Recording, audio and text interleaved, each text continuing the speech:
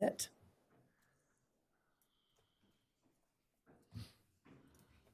And we are now ready to go. Thank you all for being patient. So I'd like to call this meeting to order. Mr. City Attorney, do you have any report from closed session? Thank you, Madam Mayor. Nothing to report out of closed session. Thank you. Next up is our Pledge of Allegiance, and I would like to ask our newest lieutenant in the Army National Guard, Ryan Valencia, to lead us in the flag salute.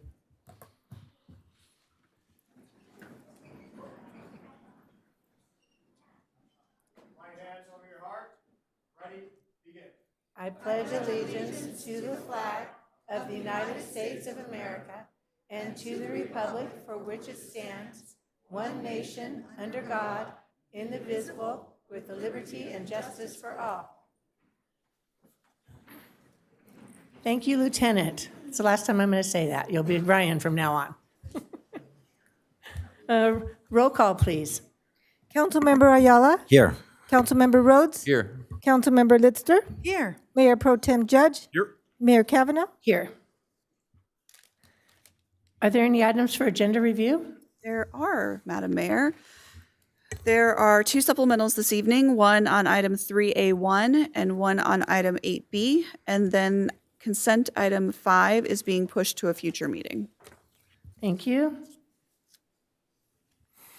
I move that all resolutions and ordinances presented tonight be read in title only and all further reading be waived. Second. Call for the vote.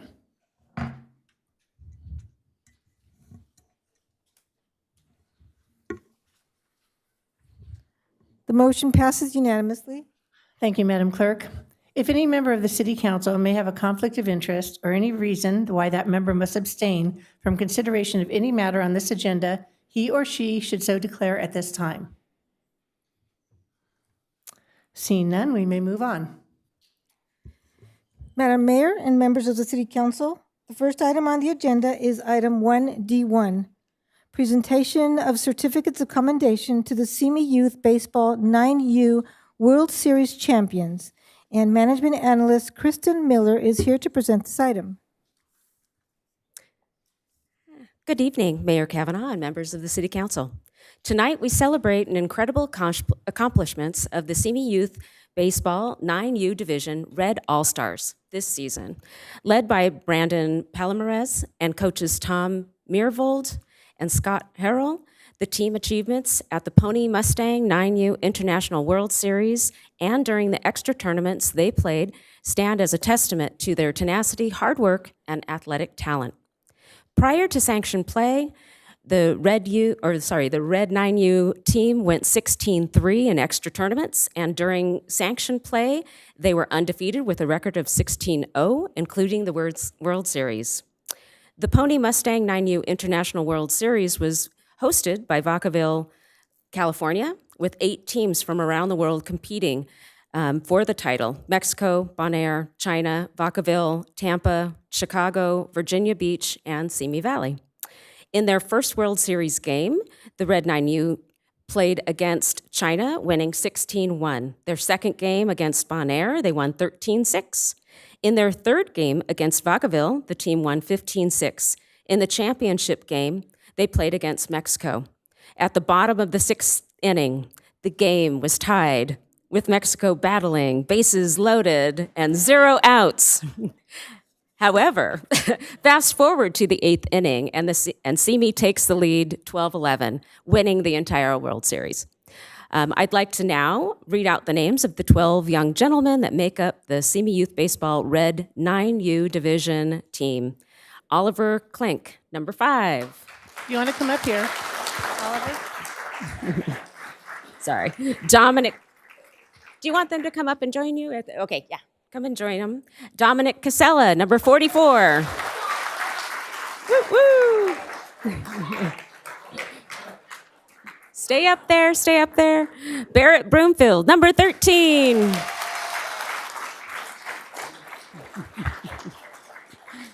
Ozzy Ozanero, number 00. Roman Lopez, number 50.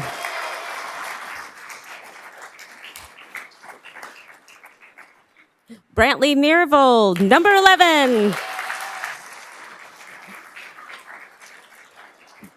Jeff Cruz, number 19.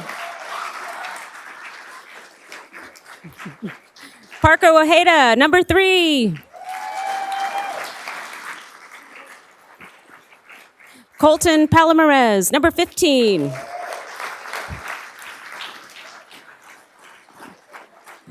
Cash Daly, number 4.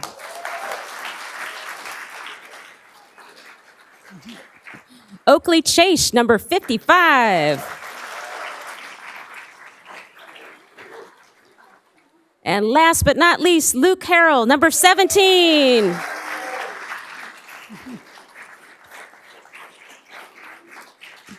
So these young gentlemen have shown incredible perseverance and dedication to the sport and to each other as teammates, and we're very excited to see how they will continue to develop and grow and continue to make Simi Valley proud.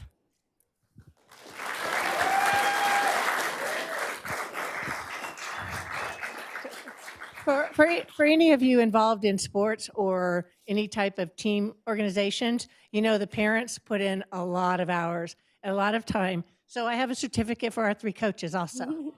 So Brandon Palaveras. The coaches can go back up.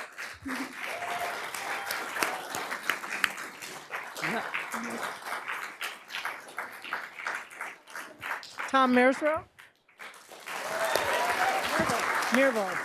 Mirvo. And Scott Harrell.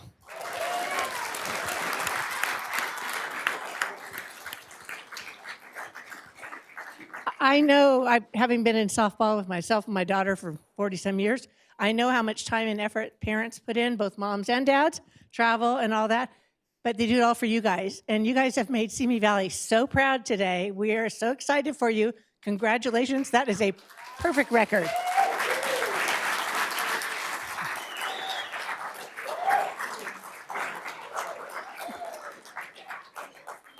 Does the council want to come down and take a picture with the team? Come on down.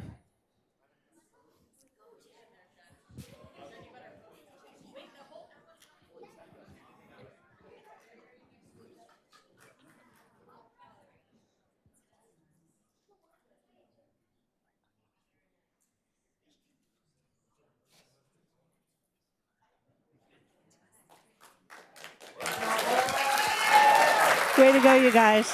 Do you want to talk?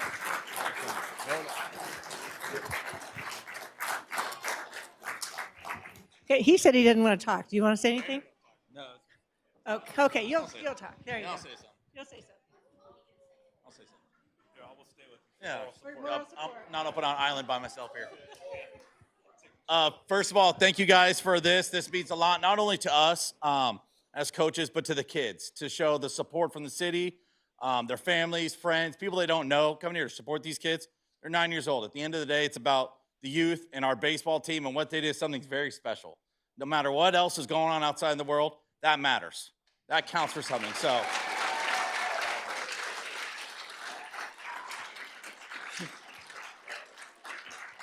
thank you guys so much. Thank you so much to the mayor and everyone supporting us. And like I said, let's try and run it back and do it again, I guess, next year. So Thank you. You're welcome. We got you guys.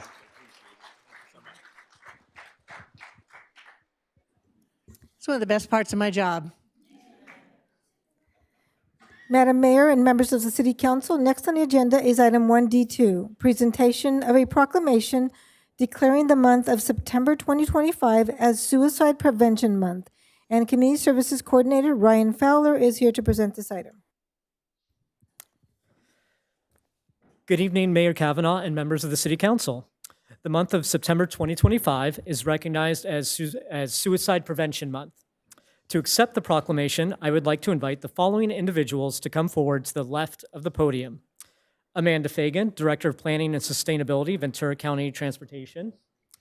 Commission and Youth Council members Ethan Bott, Ashlyn Adula, Vedika Gupta, Serena Kangura, Elizabeth Rakowski, Surya Ravi Kumar, Sadie Rowe, Amin Srijith, Lauren Weitzman, and Rylan Downey.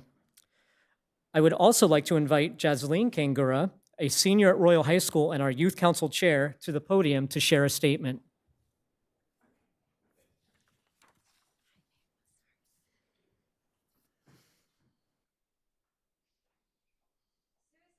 the leading causes of death, leaving a lasting impact on families, friends, workplaces, schools, and communities.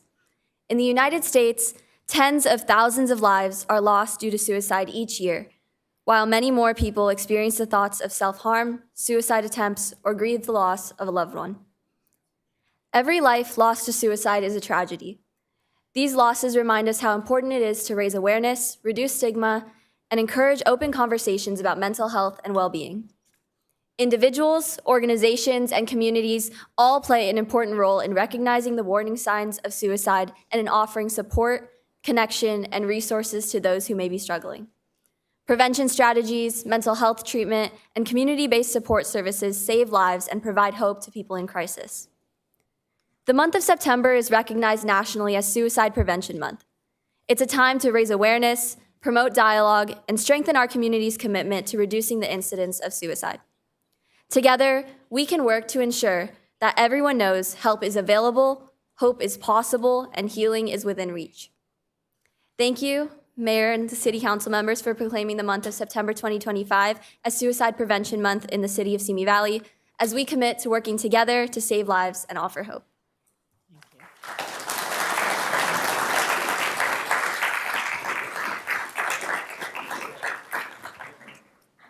Do we have other speakers? I see pieces of paper. On behalf of the Youth Council, thank you for proclaiming September as Suicide Prevention Month. This issue impacts all of us, whether struggling with depression and suicidal thoughts or family and friends desperate to help. Because of this, we would like to invite everyone to join the Simi Valley Youth Council at our annual suicide prevention event, a rock painting night on Friday, September 26th from 6 to 7:30 p.m. outside of the Simi Valley Public Library. Do you need to bring anything? No, we'll provide everything from the rocks to the painting supplies. We just ask that you be creative in painting a rock that helps to spread a positive message of hope for those that are struggling. At the event, we will also be sharing local resources available for mental health and suicide prevention. In addition, on September 26th, we'll also be hosting a fundraiser at both Yogurtland and at Panda Express on Tapo Canyon. All proceeds will benefit a local nonprofit that provides suicide prevention resources and services. This is a great way to continue supporting suicide prevention before or after you paint rocks, or to still be involved if you can't attend the rock painting event itself. See you all there.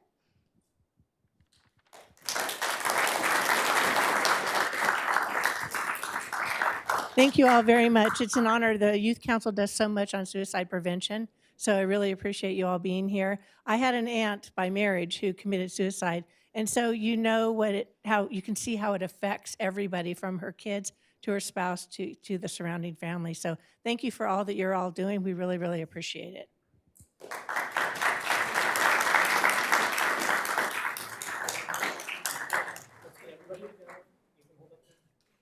Pretend like you like each other.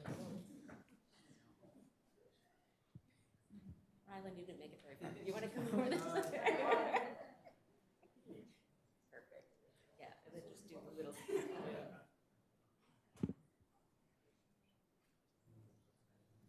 you, guys. And you have a presentation for us? Okay. Go ahead. When it's time, yes. Oh, at a different point. Thank you very much. Okay.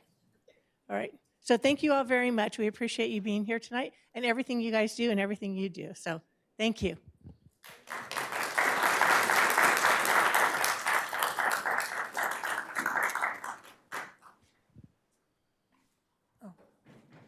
Go ahead.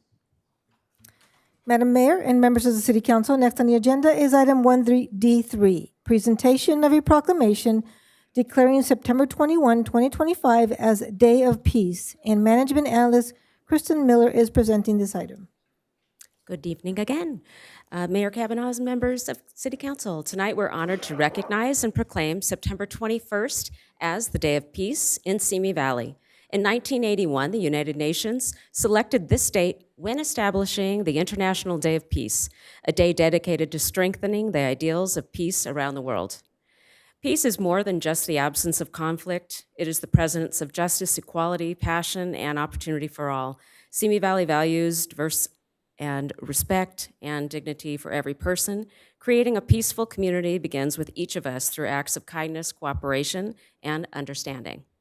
We choose to build bridges rather than walls of division. We are especially grateful for the local community groups, such as Rotary Clubs of Simi Valley, who continue working toward a more just, inclusive, and peaceful community for current and future generations. The Simi Valley City Council commemorates September 21st as a day of peace, offering all community members an opportunity to renew their shared commitment to peace and goodwill. May this day serve as a lasting reminder to lead with kindness and compassion in our daily lives. We now have members from the Rotary Club of Simi Valley that have joined you. Mayor Kavanaugh, and Thank you. I want to thank the Rotary Club of Simi Valley, Sunrise. I'm Simi Noontime, and then we have a Simi Sunset, so trying to keep the three straight. Really want to thank you guys for taking the lead on this. I think it's wonderful. Right now, it's something that will be very beneficial to our community, so we're very happy that it's coming up September 21st. If everyone could join us, it's at Rancho Simi.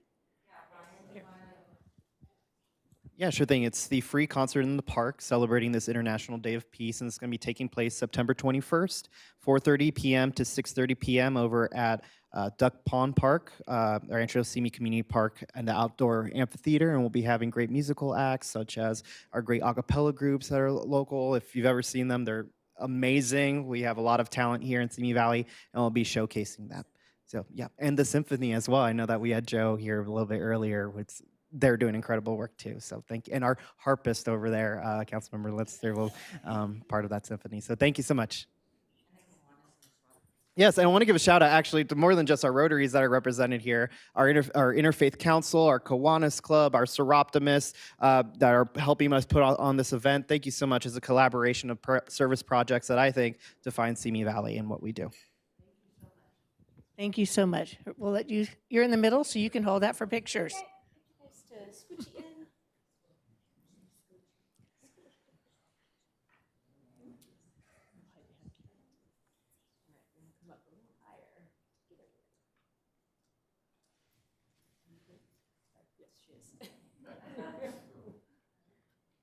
thank you.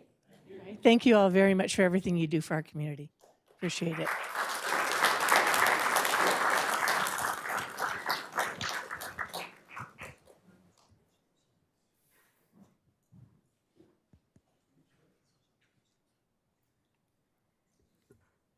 Madam Mayor and members of the City Council, next on the agenda is item 3A1, adoption of a resolution for the appointment of a commissioner to the Area Housing Authority of the County of Ventura Board of Commissioners. The reading of the resolution is as follows. Resolution number 2025-27, a resolution for the City Council of the City of Simi Valley for the appointment of Joseph J. Pachowski as Commissioner to the Area Housing Authority of the County of Ventura Board of Commissioners to fill an upcoming vacancy with a term concluding September 30, 2029.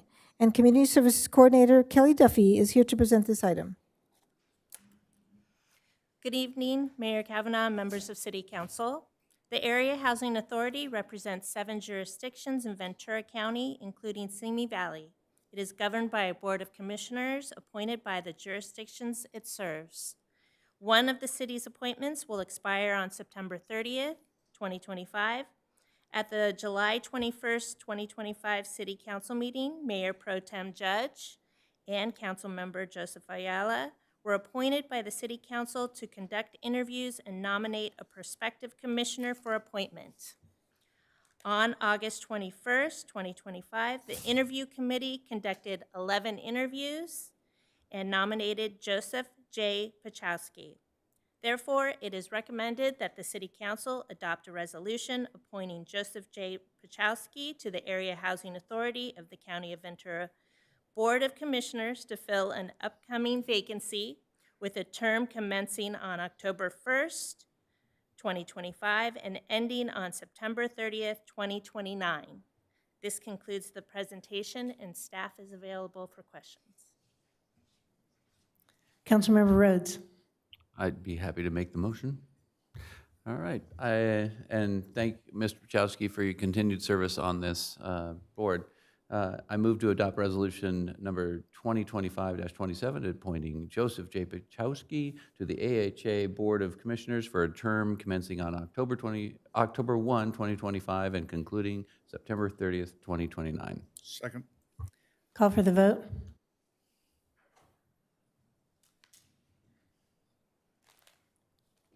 The motion passes unanimously.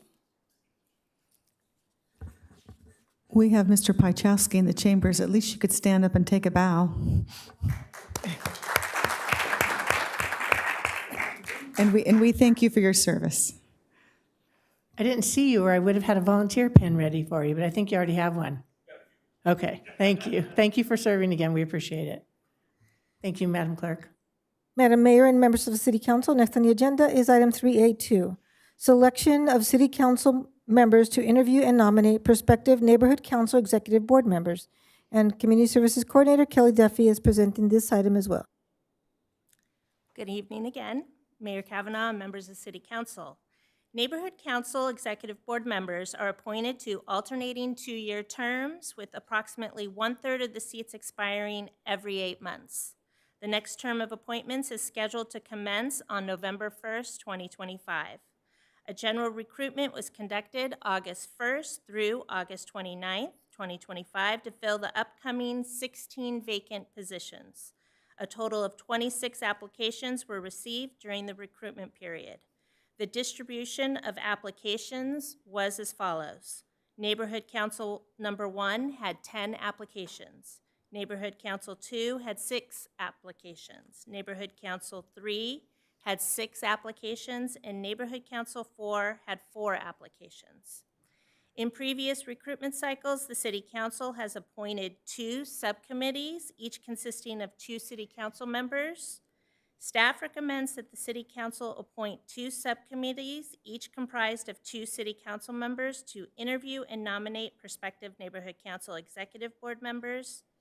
This concludes the report, and staff is available for questions. Any comments or questions from staff? Any discussion?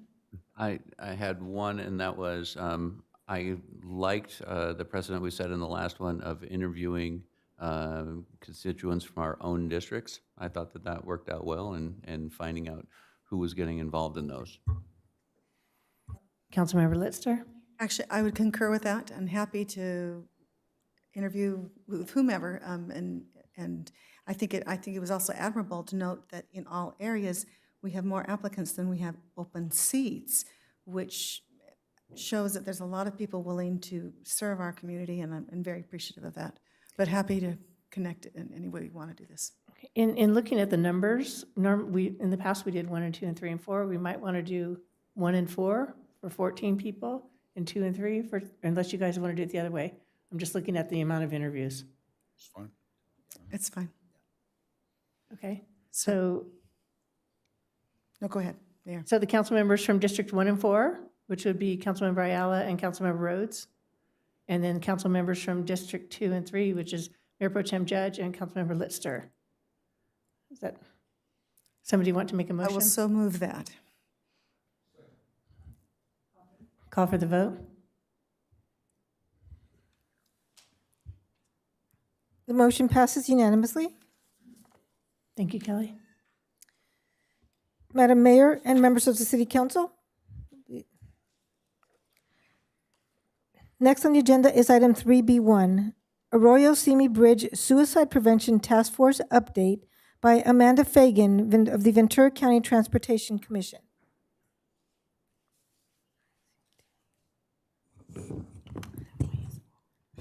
Oh, gosh.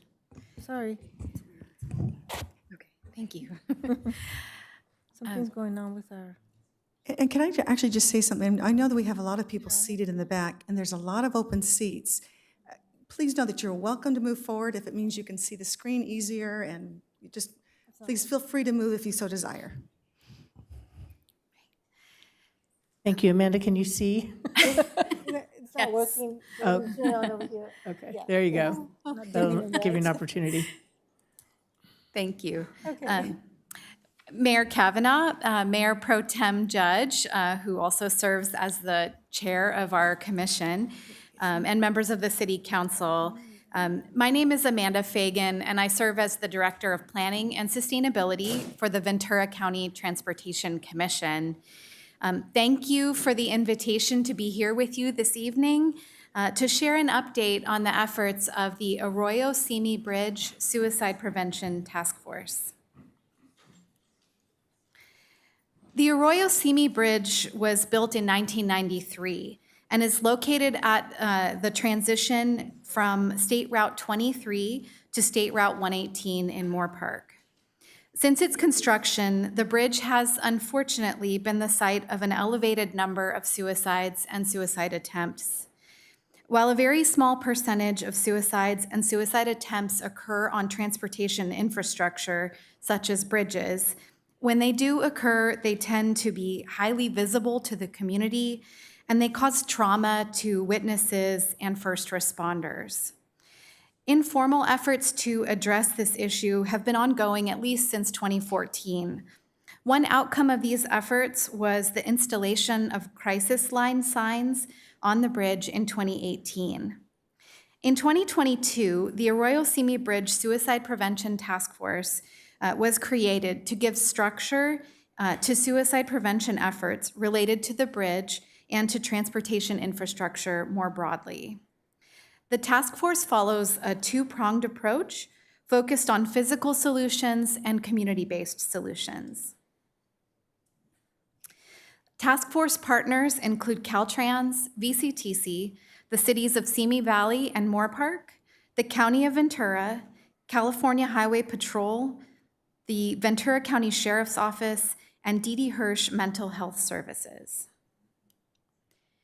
On the physical solutions side, the task force secured construction of a safety barrier system for the Arroyo Simi Bridge, similar to barrier fence projects that are located at Cold Springs Bridge in Santa Barbara County and the Vincent Thomas Bridge located in San Pedro. For the Arroyo Simi Bridge, the barrier fence purpose is not to stop all suicides and suicide attempts, but rather to provide additional time to intervene and for first responders to arrive. Since my last visit to the City Council almost a year ago to the day, the California Transportation Commission has since approved the allocation of construction funds to the project in October of 2024. Caltrans has conducted procurement and award of a construction contract to build the barrier system, and that contract was awarded in April. The barrier fence system is currently being manufactured, and the project is expected to be completed by the end of this year. On the community-based solutions side, the task force worked with D.D. Hirsch Mental Health Services to develop and deliver training for first responders on crisis de-escalation and intervention, and developed community suicide awareness, prevention, and response trainings. The City of Moore Park also initiated a service called Cope Notes, which is a text-based system designed to improve mental health. The trainings that were developed through the task force cover suicide awareness, alertness, prevention, intervention, and crisis resources. As the youth speaker earlier this evening noted, suicide has a wide-ranging impact on our communities. In 2021, suicide was the 11th leading cause of death in the United States and the 3rd leading cause of death among youth. And while the numbers on this screen are shocking enough, the number of suicides continues to rise in the U.S. and vary by age and other demographic factors.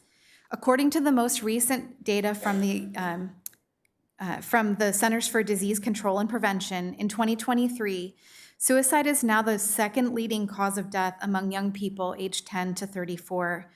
And over 49,000 people died by suicide in 2023, or more than 134 per day. That is 1 death every 11 minutes. The community trainings share suicide prevention techniques and steps to build rapport, assess risk, and create a safety plan. First responder trainings cover suicide awareness, and prevention, crisis de-escalation, intervention, and crisis resources. And it also shares a crisis de-escalation model. First responders are encouraged to respond to persons in crisis with empathy and respect. And the training gives resources for how to do so.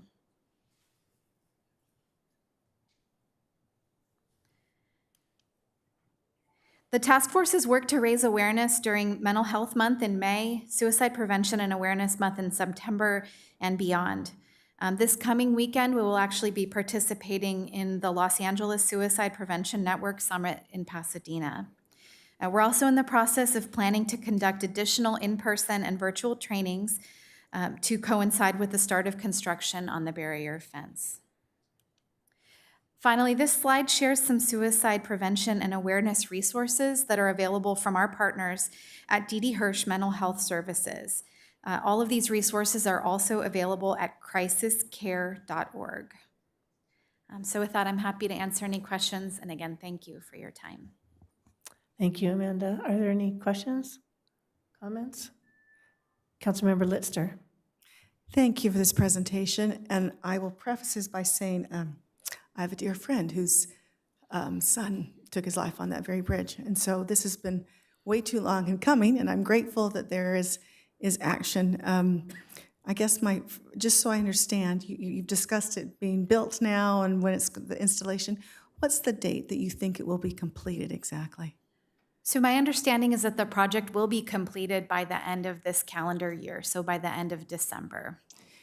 And I guess my second question is, I appreciate that you're honest, it's a barrier that's not going to stop the act, but it will hopefully put some time and make it more difficult and allow for assistance to come down to the scene. Is there a sense of how much time it adds to, I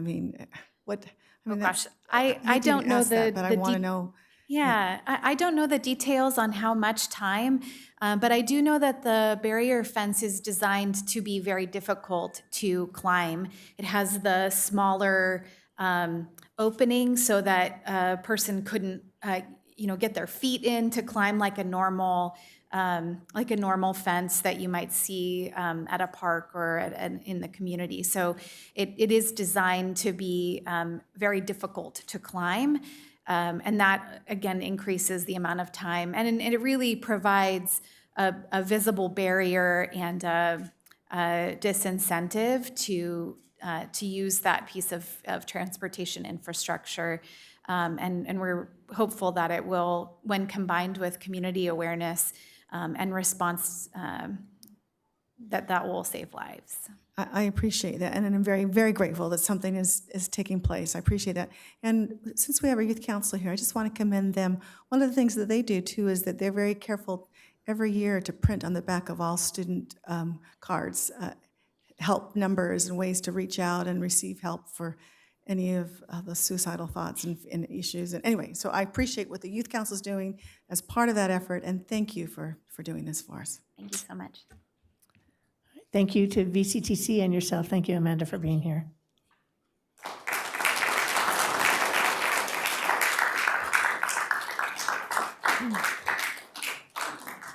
Madam Mayor and members of the City Council, next on the agenda is item 3C1, informational presentation by Youth Council member Amin Srijith.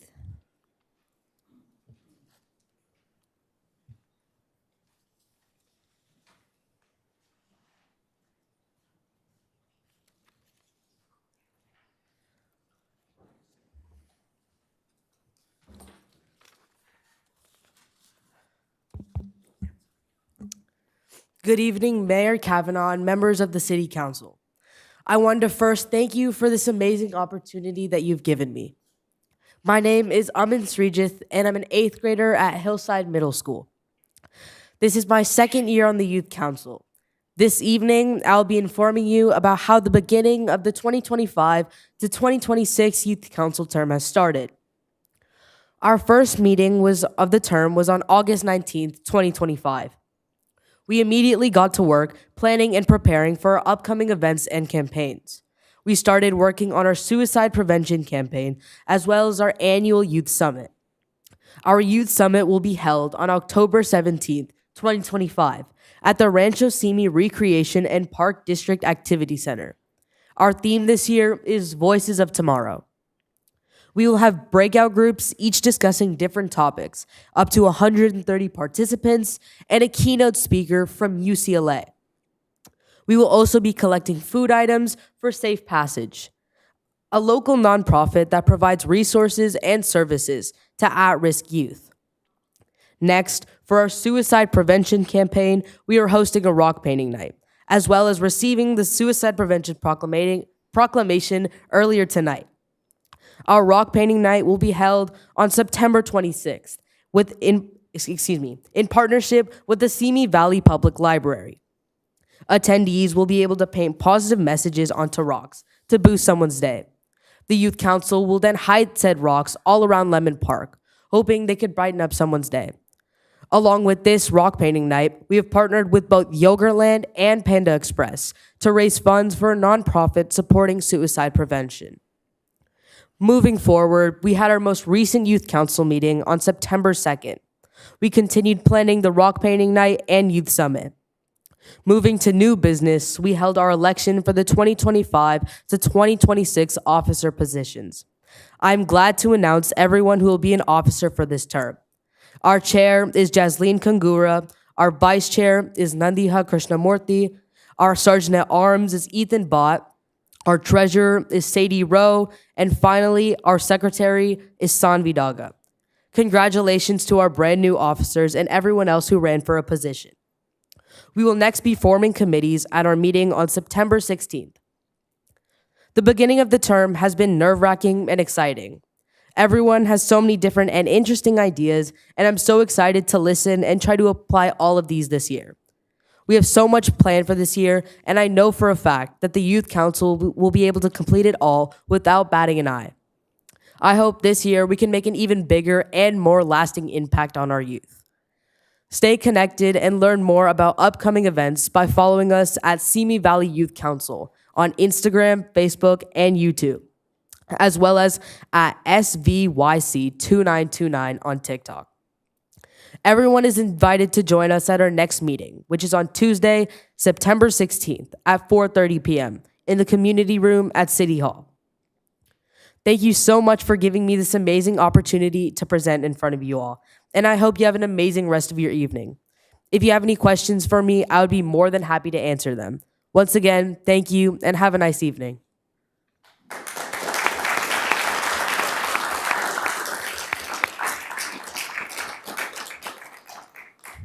Councilmember Litzter.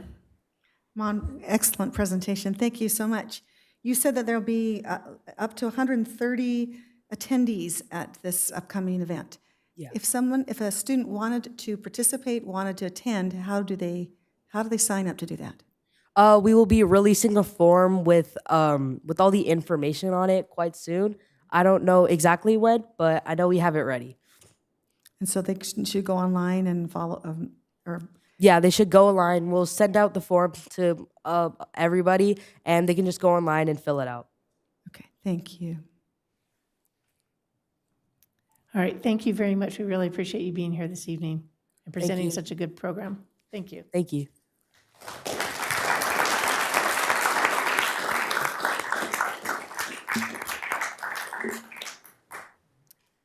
Madam Mayor and members of the City Council, next on the agenda is item 4, public statements. Since there are no public hearings under agenda item 5 this evening, items 4 and 6 are combined, and council will hear all public statements under agenda item 4. Agenda item 4 and agenda item 6 are the times allotted for public statements on all items other than public hearings, appointments, and informational reports. Speakers will be called on in the order in which their card was submitted to speak for this public statements item 4 for a period of no more than 3 minutes each. Persons addressing the City Council are requested to state their name and community of residence for the record. Madam Mayor, unless you have any comments, we can begin public statements. Please begin. Thank you. I will call 3 names at a time so you'll know which your order. The first 3 speakers, Aaron Franco, James McGillis, and Elizabeth Camacho.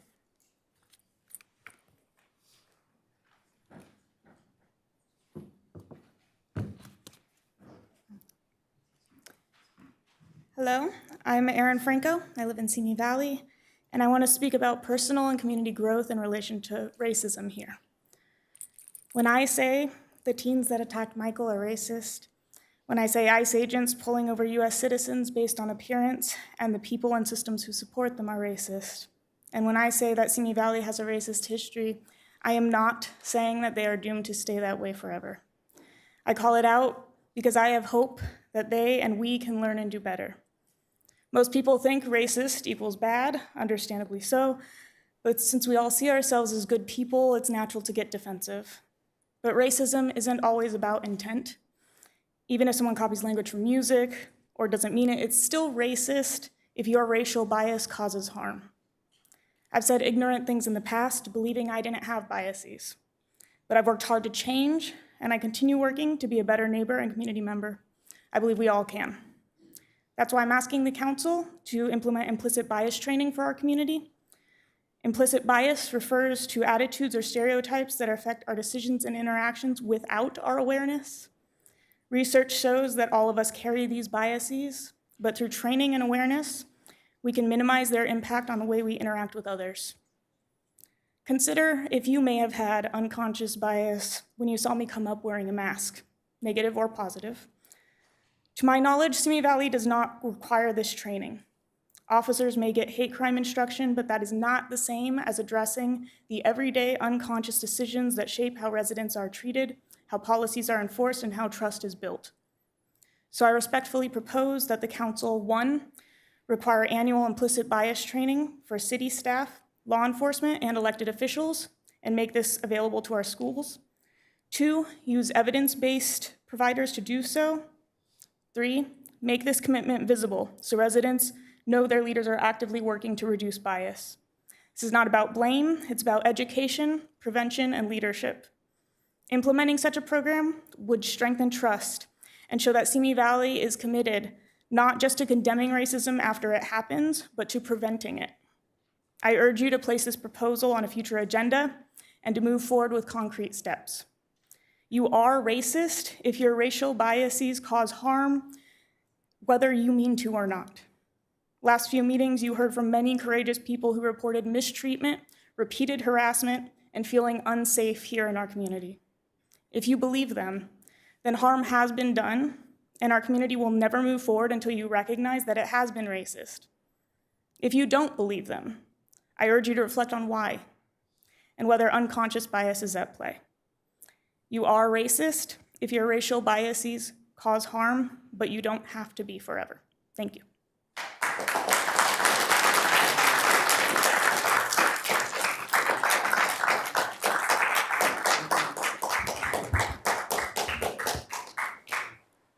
Madam Mayor, members of the City Council, I'm James McGillis. I'm an 18-year resident here in Simi Valley.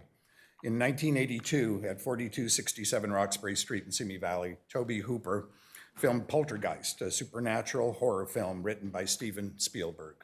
In the movie's most famous scene, child actor Heather O'Rourke said, hauntingly, "They're back." And now they are back. For less than $1,400, you can spend the night at the Poltergeist house.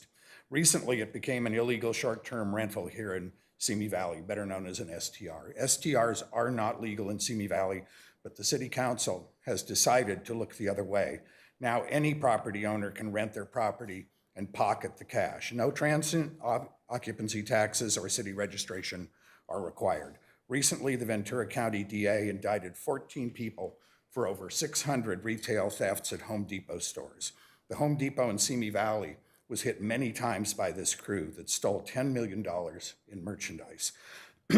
If you and your crew want to stay close to the action, Simi Valley is the place to be. There are no limits on STRs, so you can rent a home and remain undetected by local police. If you were not a Simi Valley booster before, you soon will be. Here's the plan. Purchase a prepaid debit card, create an online persona, and borrow a work truck. Then book an STR in Simi Valley. Wake up early at your STR and head for Home Depot. Wear a bulky parka, stash your high-value electronic components in the parka. Then head out to your work truck and unload your goods. Just obey the speed limit and drive away as if you're a real contractor. Recently, the City Council of Simi Valley agreed to provide $70,000 per year to the Simi Valley Chamber of Commerce. This taxpayer money will help promote local businesses and an annual street fair. At the street fair, you can rent a space and sell all your stolen goods back to the residents of Simi Valley. Prior to funding the chamber, the city should require it to explicitly state that it is in opposition to short-term rentals. The chamber should instead offer its full support to the legitimate hotels and motels in Simi Valley. The residents of Simi Valley have a choice to make. Will they allow their city council to whistle past the graveyard that is the poltergeist house? Or will the council continue to ignore their primary function, which is to provide for the health and safety of its residents? My bet is that you will kick the can down the road. Soon enough, it will be too late to do more than register and tax the horde of hotels next door we will soon face. Thank you.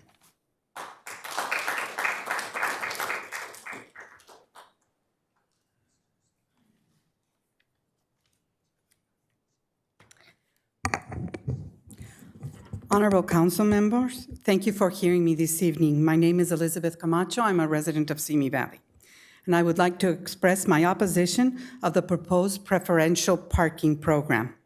I can see that the program, such as this, might have a good intentions by protecting residents from parking scarcity. However, these programs are economically damaging, they are socially inequitable, and ineffective at solving parking issues.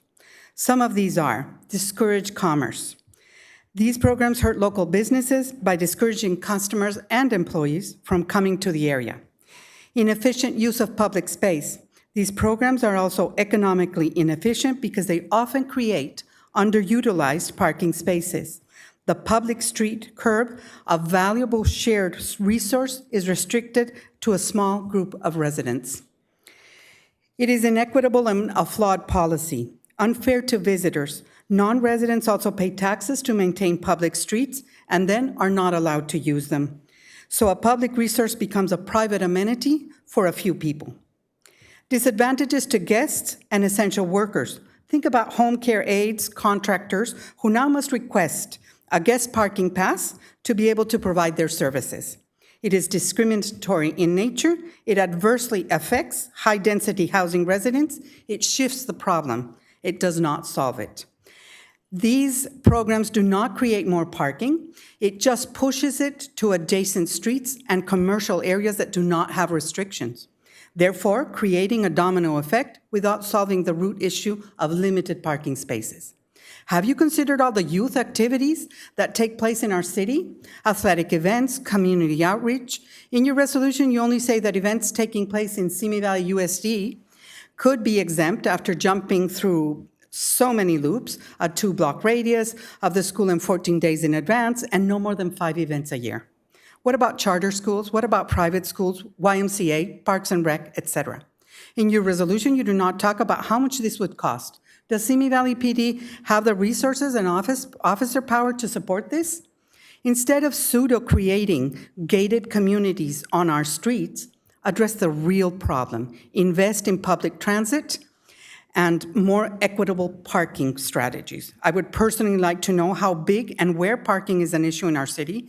A traffic survey modified to review parking should be conducted before an ordinance with this much negative effect is considered. Thank you.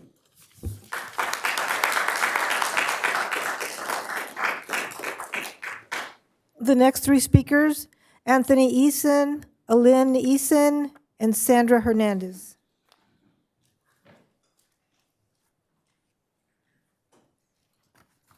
Good evening. My name is Anthony Eason, and I'm a resident of Simi Valley.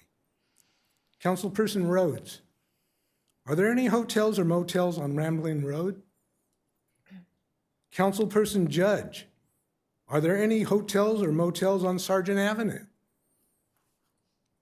Councilperson Litster, are there any hotels or motels on Georgette Place? Councilperson Ayala, are there any hotels or motels on Anchorage Avenue? I believe the answer to those questions are no. They're no, because those streets are zoned for residential housing and not for commercial or business uses in Simi Valley. Those streets are specifically zoned as residential under current municipal code. Transient housing is not an allowed use under the current code of those streets. Councilperson Rhodes, have you asked your neighbors how they would feel about living next to or having transient housing in their neighborhood? Councilperson Judge, have you asked your neighbors how they would feel about living next to or having transient housing in their neighborhood? Councilperson Lister, have you asked your neighbors how they would feel about living next to or having transient housing in their neighborhood? Councilperson Ayala, have you asked your neighbors how they would feel about living next to or having transient housing in their neighborhood? The City Council seems to believe it is more important to support the interests of a small group of real estate investors over what is in the best interest of the rest of Simi Valley homeowners. It's truly a sad state of affairs when the City Council is willing to favor business interests over what is truly in the best interest of our residential community. Since when is it more important for the city to put a possible new revenue stream over the safety and peace of mind of their community? Do the job you were elected and in one instance appointed to, which is to protect and preserve neighborhood community character and standards. That's actually more important than business and city greed. Ban residential short-term rentals in Simi Valley.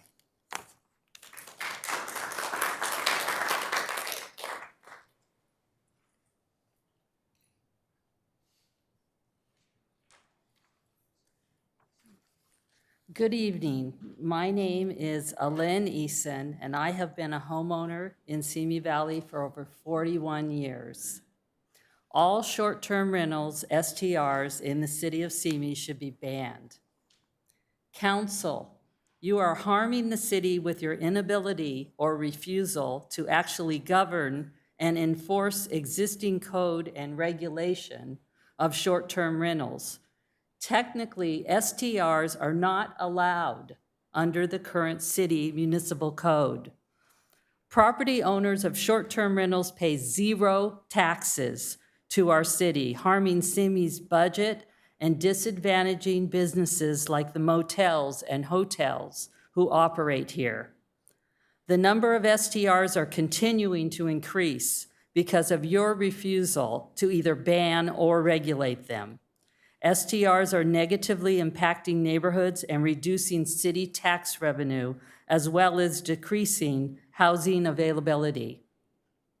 According to 2 of the paid outside vendors you hired this year, Granicus reported 186 STRs in Simi as of February 4th, and Deckard Technologies found 230 STRs as of March 24th. So I'm not really sure why the city's staff report dated August the 4th states the number of STRs is approximately 100, which is half as many as your paid vendors came up with. Did any of you read the research or the reports that were done? Did you ask questions to your staff? Unfortunately, in the last 6 months, the number of STRs in Simi has probably increased since there are no rules or regulations to prohibit them. So who knows what the actual number of STRs is now? 300? 350? Your guess is as good as mine. Council members, I would like each of you to disclose if you own an STR, and are you avoiding paying taxes to our city? What's the real reason you are unwilling to ban or even regulate all the short-term rentals in Simi Valley? Council members, we need leaders who care about the community and their fellow citizens. Each of you need to actually run our city for the benefit of the people, or just resign your position. Thank you.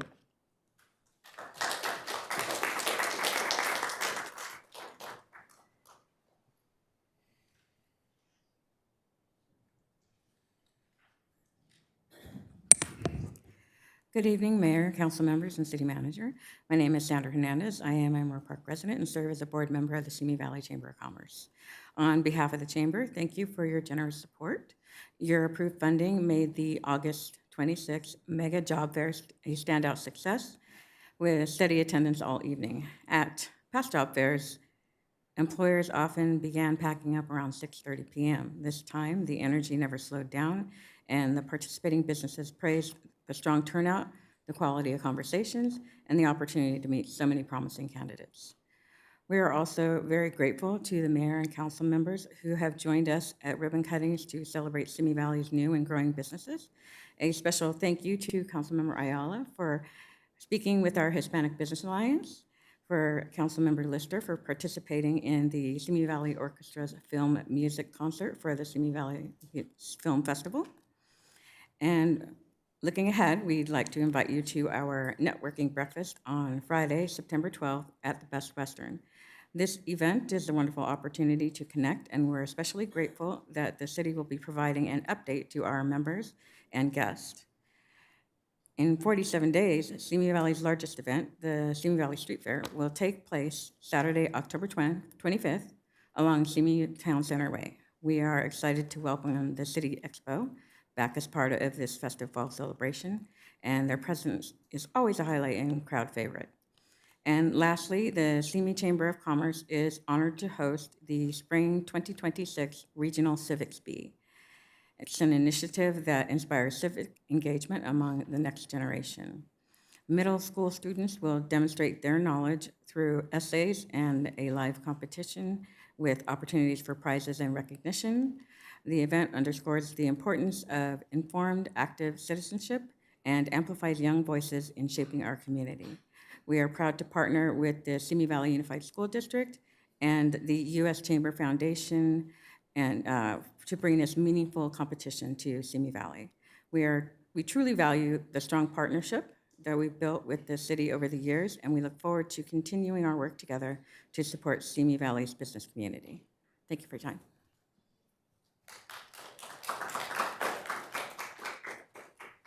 The next three speakers, Darren Bobrowski, Sarah Wilzowski, and Joseph Metcalf.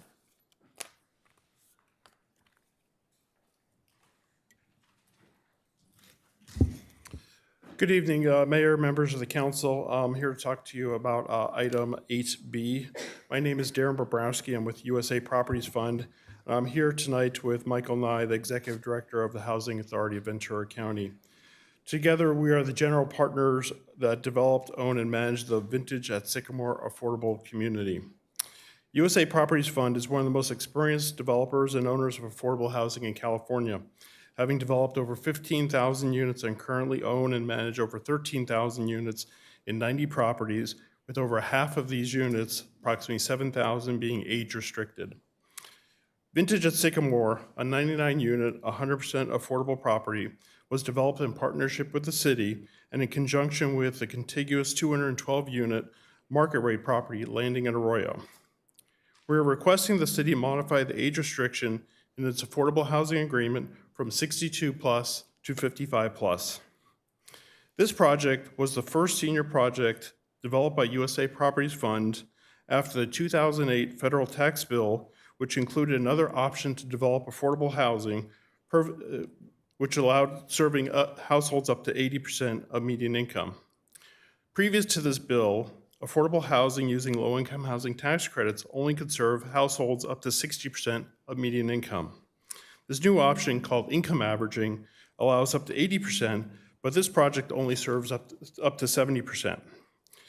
This income averaging allows the project to serve more 50% or very low-income households than otherwise would have. Vintage at Sycamore has 50 units at 50% of median income, also referred to as very low income, and 48 units at 70% of median income. I mention this as USA and the entire affordable housing community did not have previous experience in serving households above 60% of median income and understand the challenges with serving this higher median income population would bring, especially for seniors, at the time that Vintage at Sycamore was developed. What we have discovered over the past several years is that seniors whose income are above 50% of median income, but below 70% of median income, still tend to be in the workforce and are younger seniors. This property being restricted to 62 plus instead of 55, like most other affordable senior communities, has struggled to find qualified residents that are 62 plus that qualify at the 70% of area median income. While we're requesting the age to be adjusted to 55 plus to assist with leasing these 70% units, our experience with other communities is that the average age of seniors is well above 62. Our Vintage Gardens apartments in West Covina has an average age of 68, with 22% of these seniors being under 62. A second example is our newest senior community in Panorama City, Vintage at Whitman. I'm sorry, Mr. Dabrowski, your time is up. Thank you.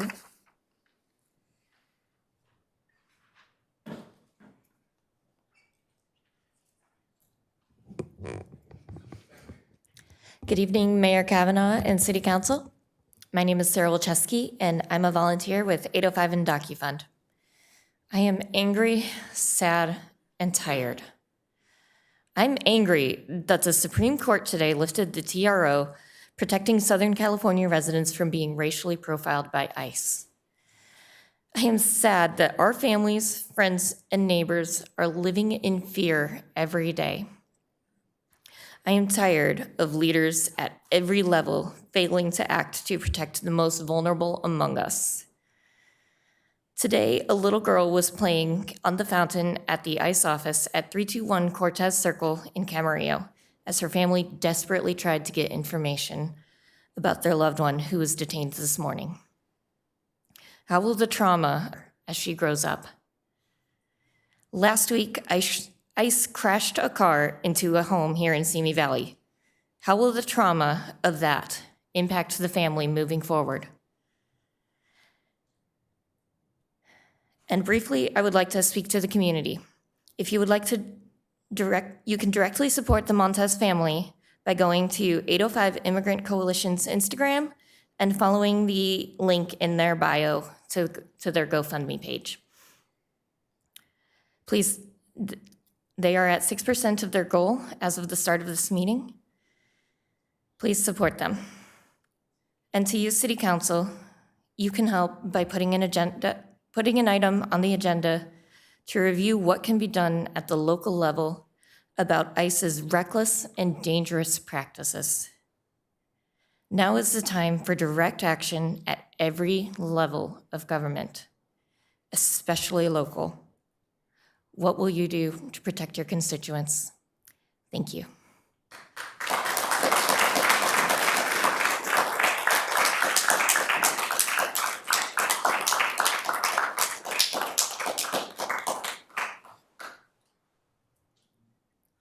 Joseph Metcalf? Not here.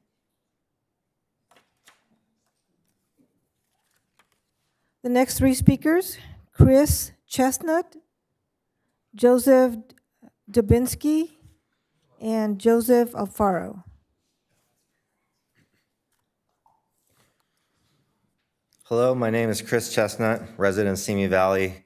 If you look up the statistics on ICE and DHS websites, it will show that the vast majority of those being detained by ICE beyond their citizenship status have zero criminal records at all, not even minor traffic offenses. They're just good, hardworking neighbors. So I'm begging you, City Council, as well as the local police force, to do everything you can to ensure the health and safety of the good people of Simi Valley that you are sworn to serve and protect. I understand by law the local police cannot legally interfere with the federal ICE activity, but I'm openly asking, is there any legal way that we can have our police at the very least show up to these ICE raids and work in a way that is neither assisting them nor is interfering with their work, but is simply keeping them accountable? Can our local police at least make sure the ICE agents on the scene are properly being identified, have the proper warrants if needed, and be there to protect our citizens if needed against unjust brutality? Can they be there to protect our people from unconstitutional searches and seizures? And I'm also curious if it's possible for our police to simply follow the ICE agents around at a safe and legal distance, the same way that I've seen them do to other groups in our community. to take it a step further, I imagine these ICE cowards might feel the pressure to simply fuck off if they saw that our Bearcat or Mobile Tactical Command Center was visibly following their movements. So I don't know exactly what all we can do, and I'm not asking you to break any laws. But what I am saying is we need you to start pushing on every button, start pulling on every lever available to you to protect and safeguard our immigrant community. I suggest contacting city council members in other cities and comparing your notes. See what actions others are able to take that we might be able to implement for ourselves. For example, I see that recently the mayor of Chicago signed an executive order demanding federal agents be en masse and properly identify themselves in their city limits. Can we put something on the next meeting's item agenda to have a similar executive order drafted for our city? It is time to start thinking out of the box and taking action. The increased ICE budget is around the corner, and by all indications, ICE raids are going to be ramping up. We are running out of time to prepare for any of this in any way. The time has come for us all to pick a side. Inaction is complicity. And if you ever wondered what side you would be on, what you would be doing during 1930s Nazi Germany, you are doing it right now. So I remind you, as you hold positions of power at this pivotal moment in our history, show us that you stand with the people and against racist-driven tyranny. Make the appropriate agenda items for the next city council meetings and beyond.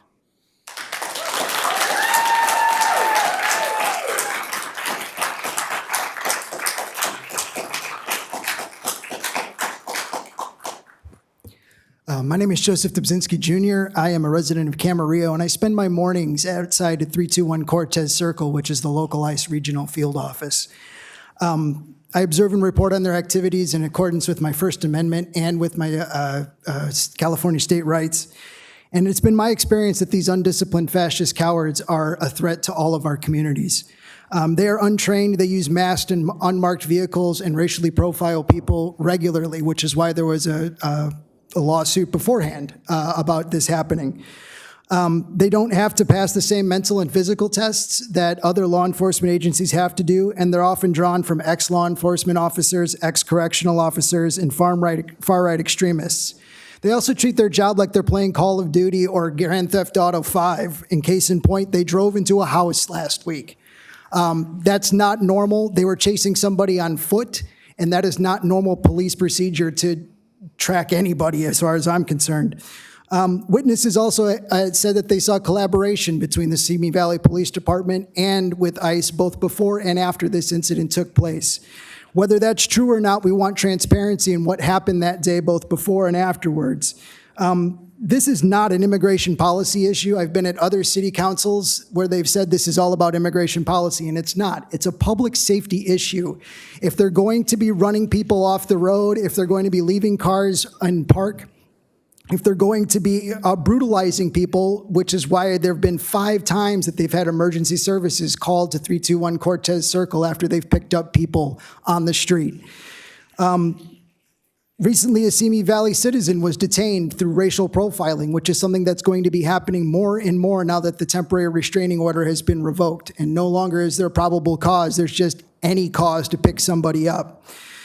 What we want is transparency. We want to make sure the Simi Valley Police Department is not aiding in this and they're not getting together after incidents happen to get their stories straight before any police report gets put into the system.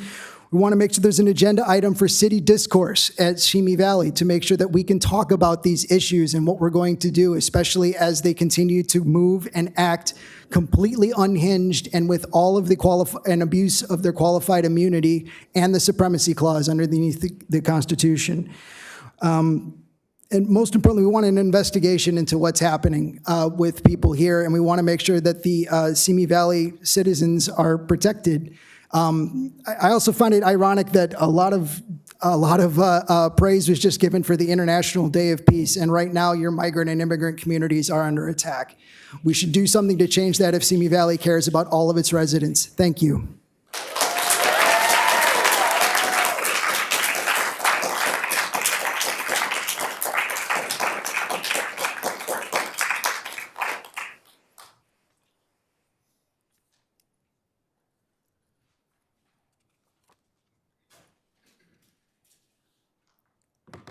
Hello.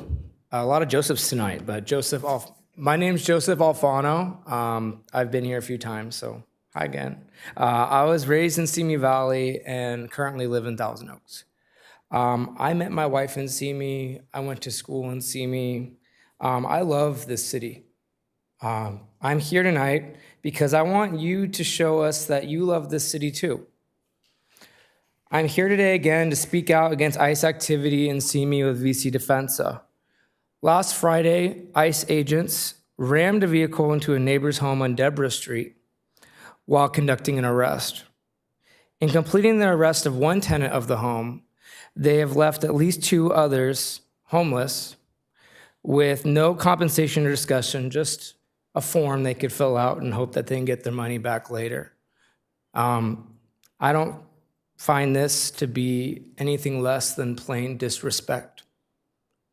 And I'm asking you folks to have some self-respect and respect for the folks that you represent. We can agendize, it seems, anything on the city council, whether it be honoring our youth baseball program, or I don't know, I've been here now 6 times, and we really do a good job of agendizing of community events and things that we feel our community finds important, except this issue, it seems. Why can't we agendize a community discussion on ICE and presence and protection in Simi? Why can't we even agendize a discussion about it, since it's something that a lot of people care about, at the very least? I'm asking you specifically, Joseph Ayala, to please propose that this item be agendized or explain tonight why you won't be. I'm asking you, Elaine Litzer, to explain why you aren't calling for a discussion on ICE to be agendized in the next city council meeting. I want to end my comments today to say that for folks that feel like they need some defense, we can only defend ourselves here. Only the people save the people. Solo el pueblo salva el pueblo. And so we're asking people to join community organizations for self-defense, like VC Defensa, 805 and DocuFund. The phone number for VC Defensa, for anyone listening, is 805-296-1119. And we cannot get our government to do what we need them to do until they understand our voice is loud and powerful. And we must commit to doing that. Thank you.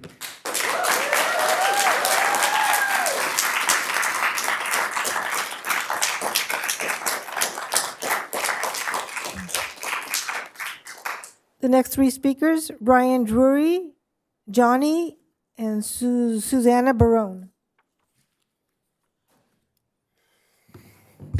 Hello, my name is Ryan Drury. I'm a lifetime Ventura County resident, and I'm here to demand that the City Council take a position on the terror campaign that ICE is carrying out all around Ventura County. I'm an organizer with VC Defensa. We're a people-powered local group made up of hundreds of volunteers that are stepping in to keep our people safe where our local officials are failing. And I'm going to reiterate what happened in Simi this week. People are being chased down, stalked, hunted, and abducted, and their houses are getting crashed into. They're being brutalized. They're being sent to the hospital repeatedly, and they're being done. This is being done with the collaboration with the police department. It's being done with the collaboration of the police department. We know that they work together. We know that the Ventura County Sheriffs and Simi PD call up ICE and tell them what's going on with the day, and we know that ICE calls them up and says, hey, why don't you come play security guard for us? Why don't you pull over these people that are the only people that are the last line of defense keeping our community safe? This is point blank a terror campaign. When you chase people off of roofs and chase them to their death, when you terrorize them, when you drive your car into their house, when you stalk them, abduct them, harass them, brutalize them, put them in torture camp conditions, and force them to huddle inside of tiny, freezing cold chambers, being starved, being refused to have access to sanitary needs for women and men. This is a terror campaign. These are people that we share our community with are removing themselves from society. They're not leaving their house. And so we're trying to build something with VC Defensa that can offer a slight semblance of the liberation that our people deserve and the dignity that our people deserve. So we're not here to ask kindly of something of you. We're here to demand that you state what side you're on. We know that it's only going to be us that saves the people. We know that it's only going to be the people that saves the people, and we're getting organized to step in where you guys are failing. So the day of judgment will come. ICE will be abolished. The police will be abolished. And you guys will be held to account for the way that you aided and abetted them. We are fighting back against La Migra, and if the police are working with them, then they're Migra too. And if the police come to you and you give them a blank check, then you're Migra too. So we're saying that you need to stand against this this terror campaign that is being carried out against our community. And we're also saying to the people of Simi Valley, get organized with VIII Defensa. If a racist mob is attacking you outside of a movie theater, you can call VIII Defensa for that too. If you're being harassed by bigots for being trans or LGBTQ, you can call VIII Defensa for that too. You can call VIII Defensa and we'll be there in 5 minutes. Don't call the police.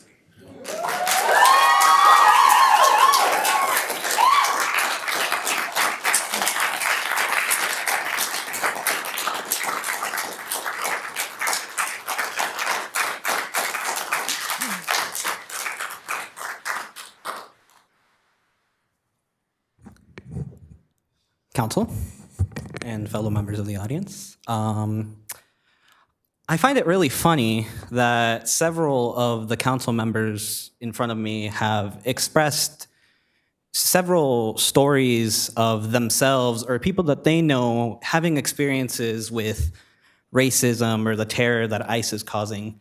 And yet we're here again. It's the same story once again. And I express empathy for the stories that you tell, but why is this still happening in our community? What is your answer? I'm tired of having to stand here and having to see several people out there that are crying, that are scared because there are masked men out there terrorizing, trying to take them from their homes, sending them to countries that they're unfamiliar with. Shameful. Shameful to you guys, all of you, for sitting here and not saying anything, for not standing up for your community. Now, I don't have much hope for the city council. And as much as I don't want to spread, despair and hopelessness, there is hope in us, the people. Organize, agitate. We are strong in numbers. There are several organizations out there that you can join at any moment that will create a difference with you being there. VIII Defensa, 805 Immigration Coalition. Join, be a part of something so that way you can be there to support your community. It's shameful that none of you have been out there to help and console those that have been affected. It's shameful. None of you have been out there. Councilmember Ayala, you have the power to add this to the agenda. You have the power to bring that up. Why haven't you? Tragedy. And when that day comes that you are once again hit with the reality that your actions were shameful and disgusting, no one is going to hold an ounce of pity for you. You all will have to live with the consequences of your actions. And I hope that somewhere out there is someone that grants you mercy. But we won't. None of us will. Thank you.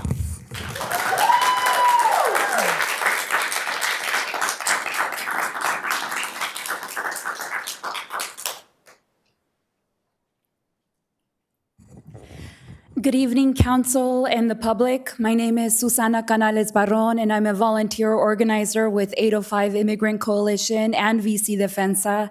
And what we are asking here tonight is not charity. We are asking you to recognize that we live in an ecosystem that is dependent on each other. The same way that the soil, it forms a symbiotic relationship with the roots from vegetation. And I am proof of that symbiosis. I grew up with parents who were undocumented, and as a family, we lived in the shadow of fear. There are so many people in my family who have been affected by ICE, including my mother, who has experienced those hieleras, those freezers that people describe. And my cousin, he was brutally a victim of extortion at the border after he was detained by ICE.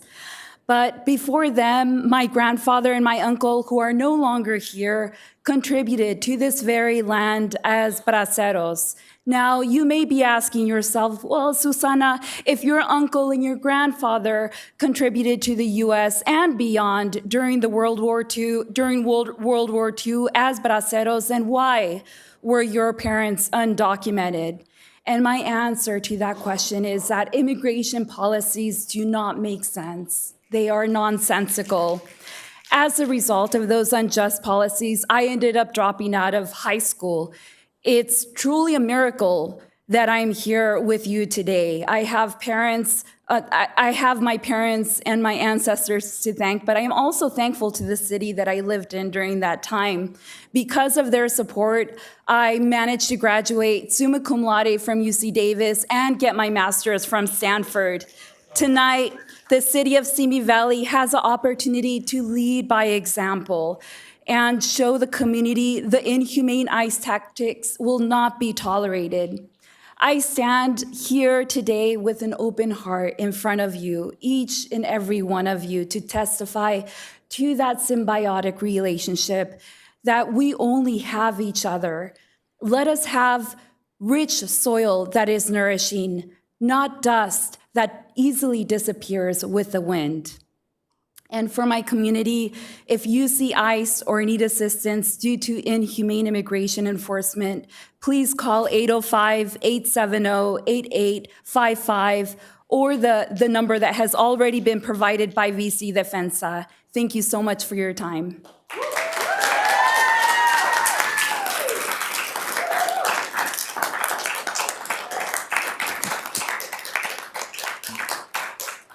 The next three speakers, Ashley Fox, Jamie Sanchez, and Lovey Brown.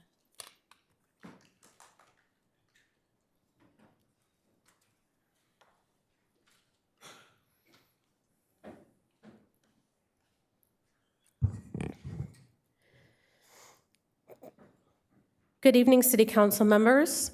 I'm a Simi Valley constituent of 16 years, and although this isn't my first time here, this will be my first time addressing you. The people you swore to represent are suffering, and something must be done.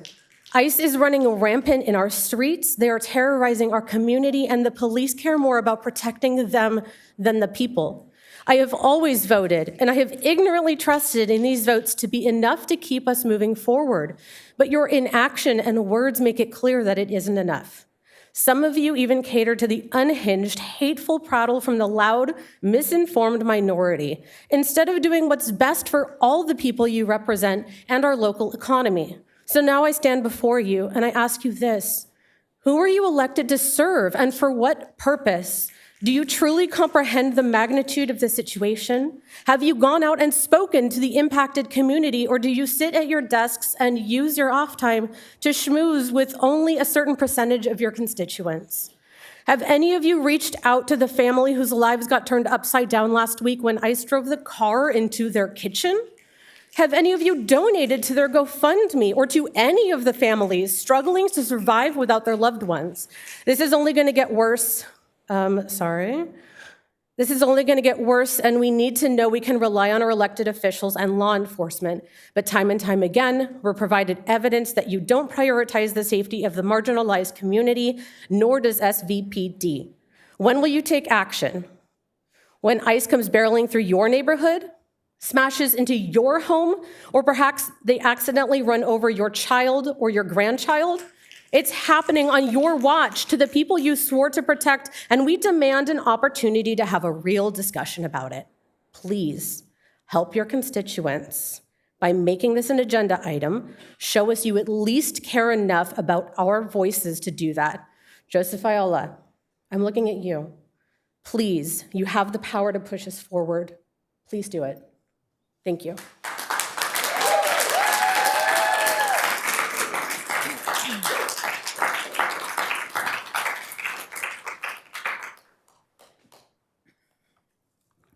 Good evening, Mayor, council members, and community. Before I begin, I want to take a moment to recognize that we are gathered on the traditional lands of the Chumash people. For thousands of years, the Chumash have cared for this land, its waters, and its communities. They are still here, and their culture, resilience, and contributions remain an important part of this region today. This acknowledgement is not a formality. It is a reminder that justice, equity, and responsibility are not abstract values. They are choices we make in this room, in the city, and even in our schools. My name is Jamie Sanchez. I'm a mother, a veteran, and a resident of the city. Recently, I've heard Mike Judge speak on a podcast describing the most recent hate crime in this city that has been on the news about, let's say his name, Mr. Judge, Michael Robinson. In his words, he described the perpetrators, the offenders who committed a violent and callous crime as young white juveniles, but referred to the victim as a young black man.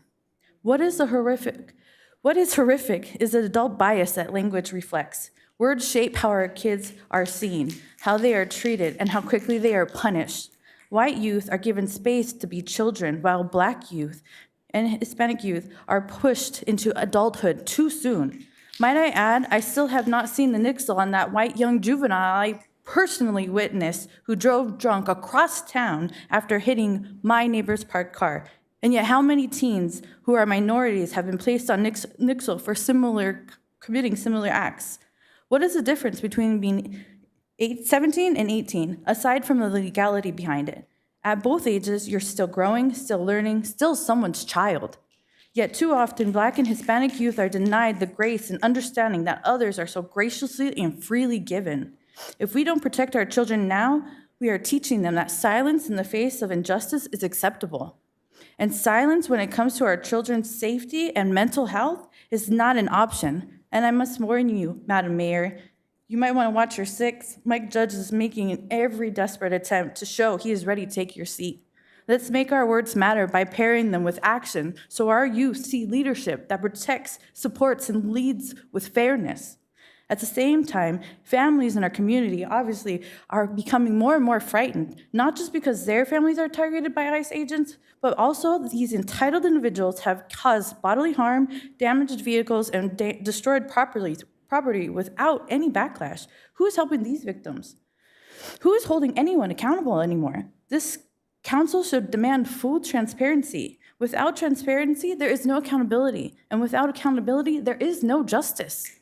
To tie in with the depression and trauma that can come from not only having family members and friends ripped apart or violently attacked by federal agents, we also need to focus on mental health. Just as you proclaimed Suicide Prevention Month. Ms. Sanchez, your time is up. Thank you. Thank you.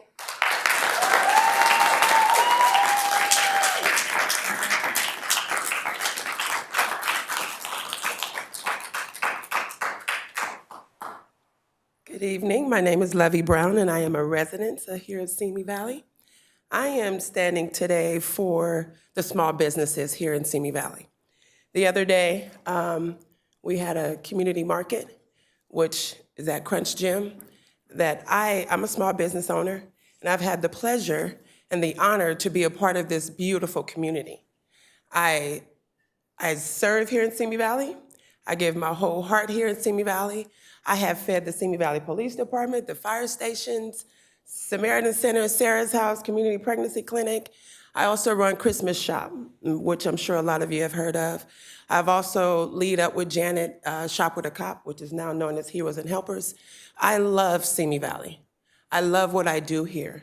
It means a lot to me, and it shows my kids what to fight for and how to stand in justice and what to do and how to do it right. The other day, we were shut down and don't know what happened, how it happened. All we know is that 5 minutes before we were supposed to start, we were shut down. As being a small business owner, I have to go out and I have to buy the food. And it costs hundreds of dollars to go and to make money. So you have to spend money to make money. And a lot of small business owners went out there and put a lot of money and time into buying all this food for it to get shut down. if you have your license and all of that, then you know that you can't really hold on to this food for too long because you have to either throw it away or give it away, because then that's another health code. I said all that to say it's unfair, it's not right, and I think that we should stand for, if I don't stand for something, I fall for anything. And I love what I do. I love feeding Simi Valley. I want to continue to do that. And I want to read something from one of our small business owners that couldn't be here tonight. This is from Lola's Lumpia. The Simi Community Market is so much more than just a place to shop. It's a space that brings people together. It supports our local businesses and entrepreneurs, which is me, giving them a chance to grow and share their passions. Taking it away wouldn't just affect those businesses, it would affect the heart of our community. So many of us count on the market as a way to get out of the house, discover new foods, and connect with others. It truly gives our community a sense of togetherness that we can't afford to lose. Please help us to save it. And we want to thank you from the bottom of our heart for taking this time to listen to us. Thank you.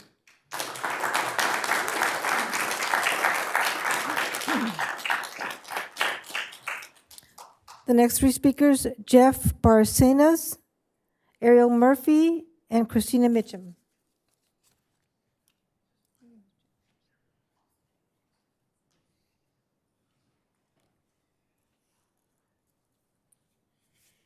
Hello, Council. My name is Jeff Barcenas. I'm here to talk about small business. I'm also a part of the Simi Valley Community Market that was shut down this past Friday. I'm a local DJ, and I played music for this event. I also have done the Relay for Life, which I'm also going to DJ this coming October. I also coach baseball in our community, and I've done lots and lots and lots of stuff here in this community. What we do is for the community, not for capital gain. Simi Valley used to be a place that families and everybody can just get together and it was safe. It's not the same anymore. And these little markets, these little things that we try to do and put together brings the community together once a month, once every week. We want the community to stay together, and that's why we are here to ask why we were shut down. What happened? Who complained? And we were on private property with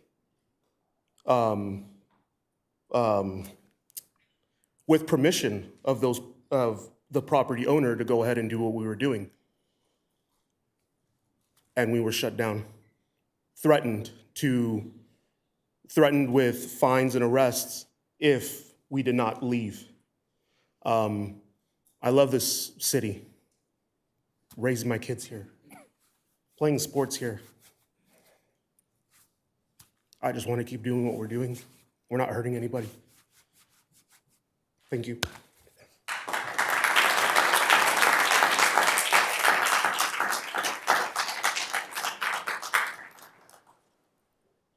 Ariel Murphy?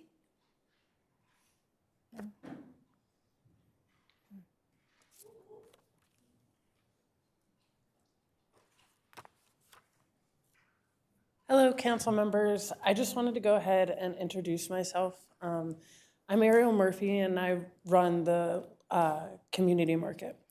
I'm also the operations manager over there at Crunch Simi Valley. I just wanted to start. I was going to read the mass amount of letters that I got from vendors and people of our community that couldn't be here today to speak, but I think I would go over my time by threefold. So I just wanted to tell you how I started this. When 2020 hit and all of us were locked in the house, a lot of us started small businesses, myself included. I did small little things. I did little candles here and there.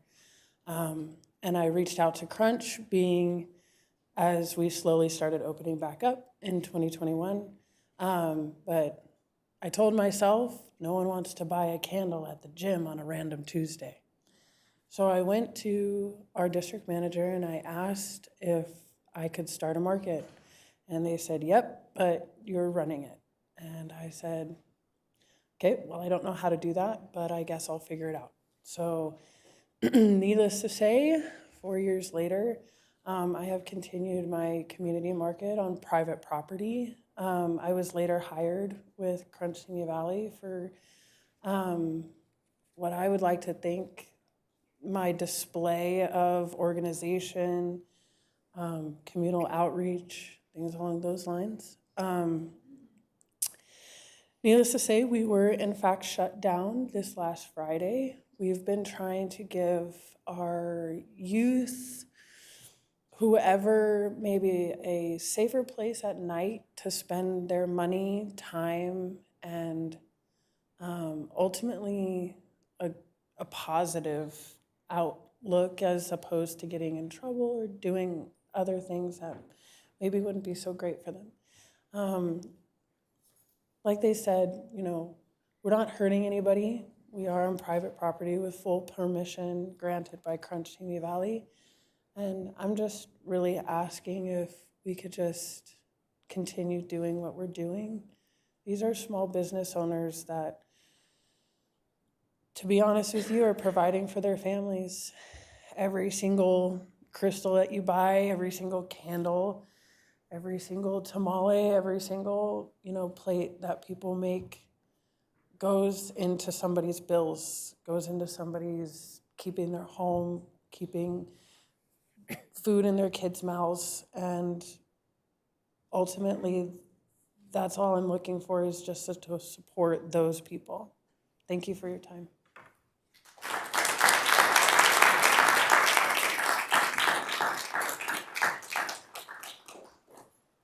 Christina Mitchum.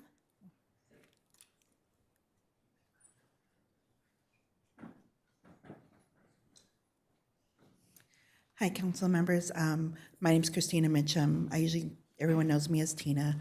I am also a small business owner and vendor that's with the community market. I've been with the community market now for just under 2 years, and what Ariel has created with the market is just an amazing community of local small businesses who are, the majority of us are from here, from Simi Valley. We're just here for our community. We're just here to serve the community. We've become like a small family together there. They've all mentioned, we're not stepping outside anywhere. We're all in this one parking lot on the private property of Crunch Fitness. And we have not had any issues there. Everyone, not just the vendors, we're all close together, but we also have the community that comes there and supports us. We have lots of regulars that already know about us being there, and we just want to continue this little family that we have. A lot of us small businesses that are part of this community, most of us are unable to have a brick and mortar, so this is our place where we can gather like I said, on a private property and be able to display our business and to serve our community. And we just want to be able to have the ability to still do that. All right, thank you.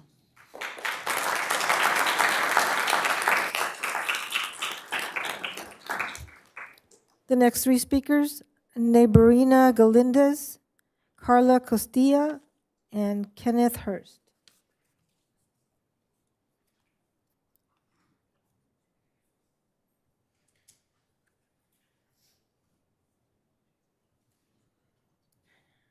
Buenas noches, señora cónsul, y los que están sentados también. Mi nombre es Neberina Baena Galíndez. Yo vine a este país hace muchos años, tengo 40 años aquí. Vine por vida mejor para mis hijos, porque allá en México supuestamente no hay trabajo, y vine para tener una casa. Y yo estoy aquí porque siento muy feo lo que le están haciendo a nuestra gente latina, más decirles que no es ICE, porque yo también cuando crucé la frontera me agarraron, pero no me tiraron al piso, como los que están haciendo ahorita. Estos son casas recompensas. Ellos no tienen perdón de Dios, ellos no tienen sentimientos hacia las personas, las tratan como si fueran animales. Y en eso yo no estoy de acuerdo.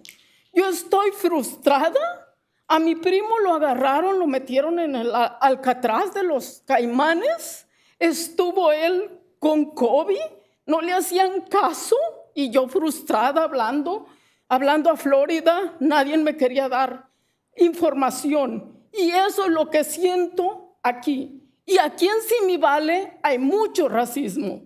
Me dicen que me vaya para México, que me van a dar un free ticket. Yo soy ciudadana de este país. Gracias a Dios, a mi patrón que me puchó para que tuviera papeles. No me quería quedar en este país. Yo vine de ilegal y se los digo. Crucé la frontera. ¿Por qué? Por darles una vida mejor a mis hijos. Tener una casa, ya la tengo. Y no me pienso quedar aquí. Yo soy ciudadana, pero no me pienso quedar aquí. ¿Por qué? Porque hay mucho racismo ahorita más. Cuando yo vine aquí a Simi Valley, no había racismo. Todo estaba bien. Era tan bonito aquí. Pero ahorita que se hizo más grande, ahora es mucho racismo. Mucho. ¿Por qué? Ahorita tengo miedo yo misma por el color de mi piel. Tengo miedo de salir. ¿Por qué? Porque me van a agarrar y me van a aventar. Tal vez me llevan a los Caimanes también, igual que mi primo. No. Alguien tiene que hacer esto aquí por nosotros, ustedes, más que nada, proteger a los ciudadanos de aquí. Nosotros tenemos, ¿cómo le dijera? No le puedo decir ya porque siento aquí que siento rabia, siento coraje de no poder defender a mi gente. Por eso salgo a gritar a las calles para ayudarlos, porque ellos no pueden salir. Yo tengo hermanos que están aquí, que son ilegales. I'm sorry, your time is now up. Thank you.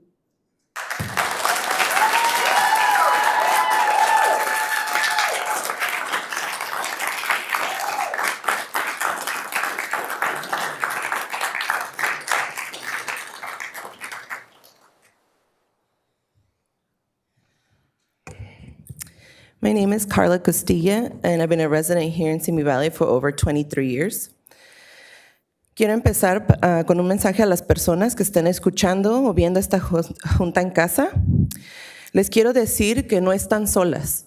Aquí hay muchas personas que sabemos que lo que está ocurriendo está mal y es injusto, y los aceptamos en nuestra ciudad y que también es de ustedes. Nuestra gente no se merece esto.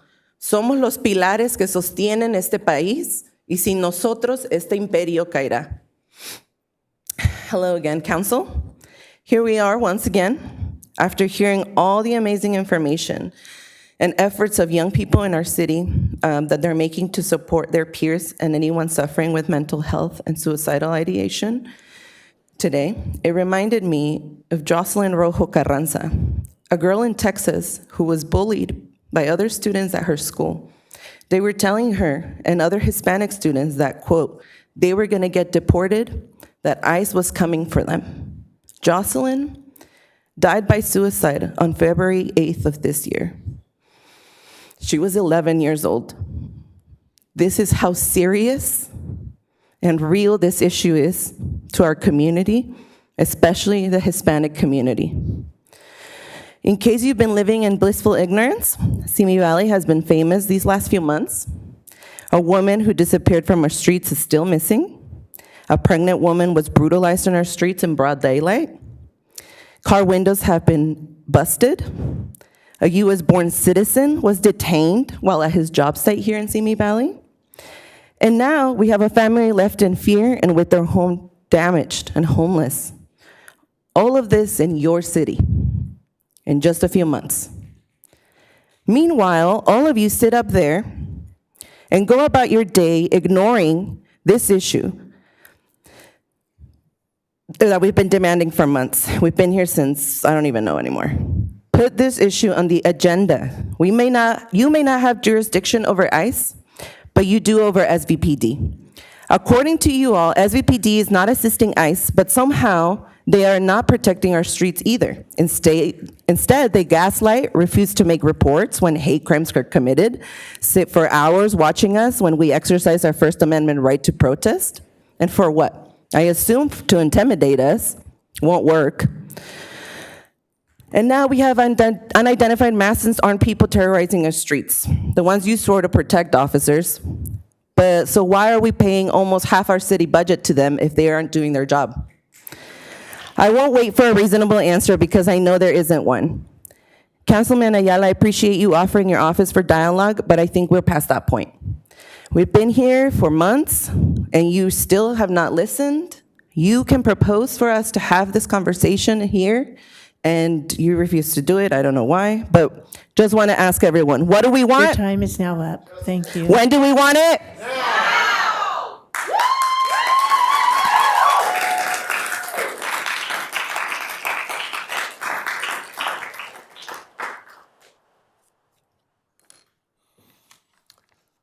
Hello, my name is Kenneth Hurst. I live in Simi Valley. I want the City Council and the Simi Valley Police Department to do something about the reckless and lawless activities by presumed ICE agents within Simi Valley. A few weeks ago, I witnessed 2 presumed ICE vehicles traveling north on Tapo Street execute a sudden right turn from the left lane. A pickup truck in the right lane had to slam on their brakes in order to avoid T-boning the second ICE vehicle. The ICE vehicles turned on their lights and sirens after they had cleared the intersection. Recently, we had an ICE vehicle run into the side of a house in Simi, creating a hole in the wall and destroying part of the kitchen. ICE vehicles have been observed leaving the Camarillo facility with no license plates and with swapped license plates. There have been several instances of masked men impersonating ICE and other officers around the country trying to abduct women and cause other trouble. So I'm asking you again, I was here last meeting, and I'm asking you again to please direct the Simi Valley Police Department to show up to kidnappings, to admonish ICE that, first of all, license plate issues will not be tolerated within Simi Valley, and 2, to tone down their driving. Somebody's going to get seriously hurt soon if we don't.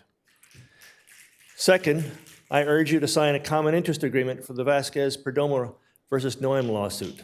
This will allow data collection about the harm done to our community by the immigration enforcement tactics, notwithstanding the recent Supreme Court's shadow docket action.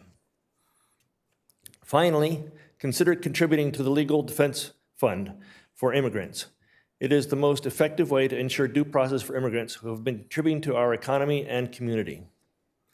Could you please at least put these items on the agenda for the next meeting so they can be discussed? By the way, our next protest will be October 18th, No Kings 2. Please come join us. Put your shoulder to the wheel and show up for justice. Thank you.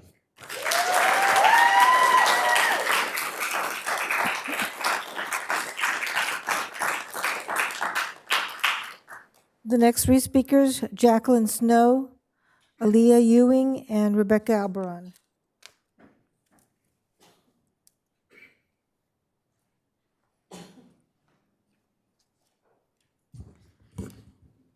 Good evening. My name is Jacqueline Snow, and I'm a concerned resident of Simi Valley. Our community has already seen the dangers of ICE operating recklessly in our neighborhoods, endangering lives, damaging property, and eroding public trust.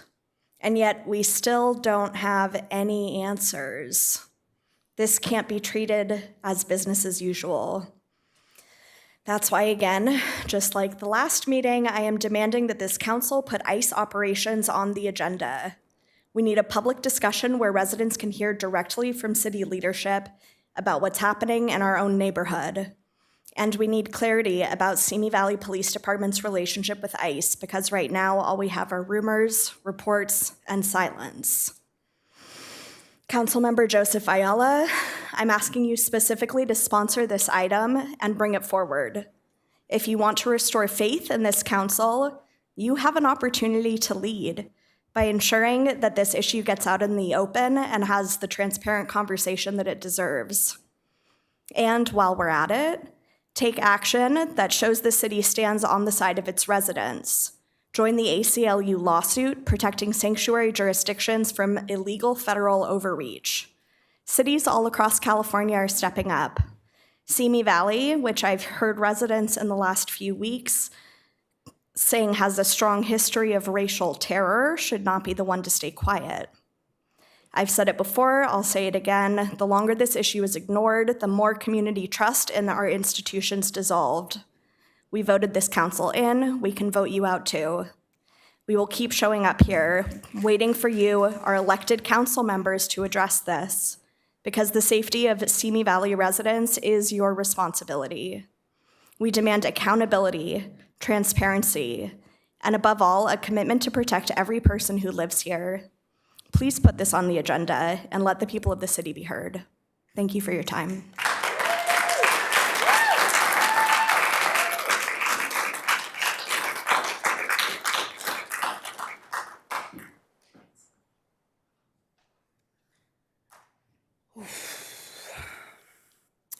Hello, Mayor, City Council. Many of my wonderful neighbors here have already spoken to you today and will continue speaking to you about the issue of unlawful kidnappings happening in broad daylight in this city. They're attempting to pull on your heartstrings if you have any left, though I'm sure what we say will fall on deaf ears as it usually does. To my friends and neighbors out there listening who do have a heart, we need you. We need your help. We need you to volunteer. VIII Defensa and 805 IC are out there fighting for our people every day when our government doesn't. Anyone can find resources and opportunities to get involved at Linktree/VC Resources. A few of you mentioned 2 city council meetings ago that you have Hispanic in-laws and friends that have privately expressed their concerns about ICE to you. It's interesting to me that y'all are willing to flex your distant relationship to Hispanic communities when it's convenient for you and makes you sound cultured on the dais, but not when you cast your votes. And don't get me wrong, I get why your children and grandchildren chose to marry into our culture, because deep down, you know you lack one. You grip onto Taco Tuesdays and street corn, but deport our elotero. You love your homemade guac, but hate the farm workers that grow your avocados. Our culture has better food, better music, better hygiene, art, holidays, fashion, sports, better parties, better alcohol, better lovers. But you can't be us. You will never be us, so you deport us instead. And I want every one of your constituents to know that your racism stems from your jealousy, from your culture's inadequacy. I'm asking you to look deep inside and ask yourself and ask God why you are okay with children being torn apart from their families, houses being ran into, and fathers being killed. Are you really so jealous of our culture that you'll allow innocent people to be targeted for no logical or economic reason? I don't want you to respond to my statement specifically. Anything you say other than an apology and prayer to God for the forgiveness of your sins will just infuriate me even more. The only reason I moved back from LA, this is for you, Dee. The only reason I moved back from LA is because y'all pissed me off so bad I had to come home and organize against you. So I'll give you a chance. Kick ICE out of Simi Valley or expect that we, the people, fucking will.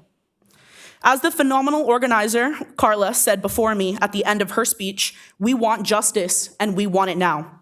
So what do we want? Justice! And when do we want it? Now! Thank you.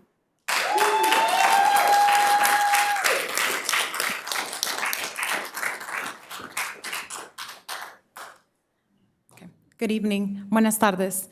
Voy a empezar recordándole a toda la gente que tenemos derechos, sin importar el estatus inmigratorio.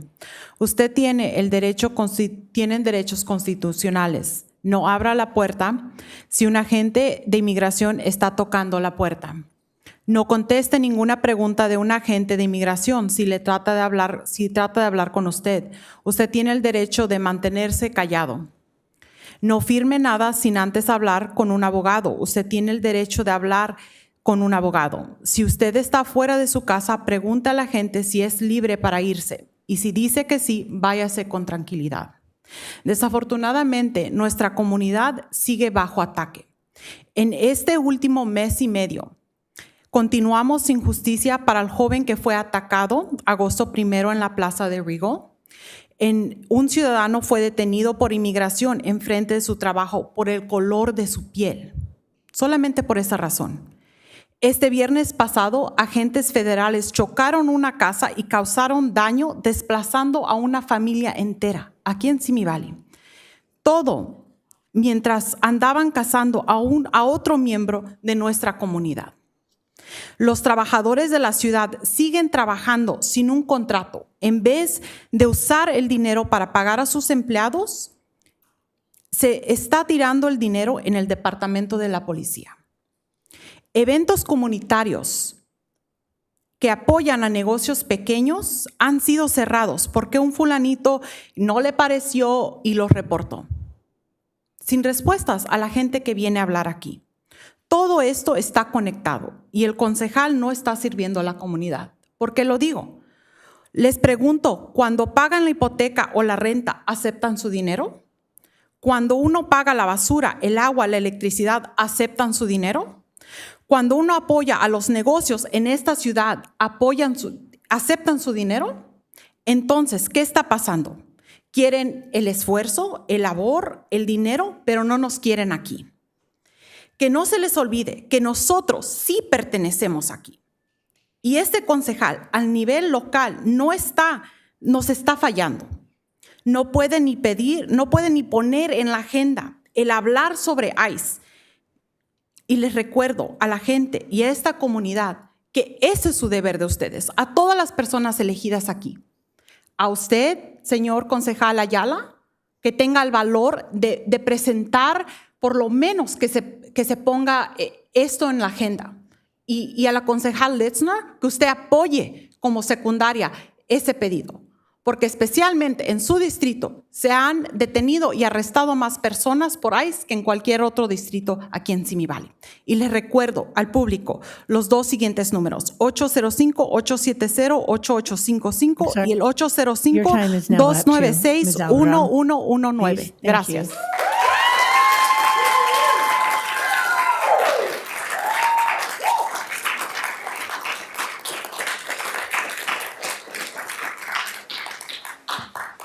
The next three speakers, Rachel Gubner, Eva Castro, and Isabella Perez.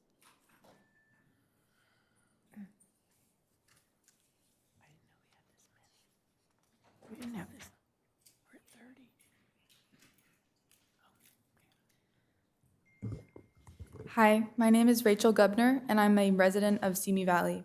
Like others have said, the people have the power, and it is up to us to restore it when those in power take advantage of their positions. The current administration is performing a legal act after a legal act in front of everybody's faces, and nobody's doing anything about it. The recent lifting of the restraining order preventing racial profiling people is going to increase the amount of hardworking people being ripped away from their loving families, causing more men, women, and children to be sent to literal concentration camps. So, Council, we politely and urgently ask you to do everything in your power to show up not only for the people of the city, but for California and the rest of the country as well. We know there are things that you can all be doing, like cutting ties between police and ICE immediately. Other cities like Glendale is avidly against working with ICE and makes it known to the residents. And we, as the people of Simi Valley, recognize this and urge the council to implement this as well. We need to come together as the community, and the city needs to actually stand up for its people. It is for the benefit and safety of all of those being taken illegally and inhumanely by ICE that the ties are cut between police and ICE, and that police stop assisting ICE immediately. Please call the VIII Defensa hotline at 805-296-1119 if you need assistance or think you see ICE. Thank you.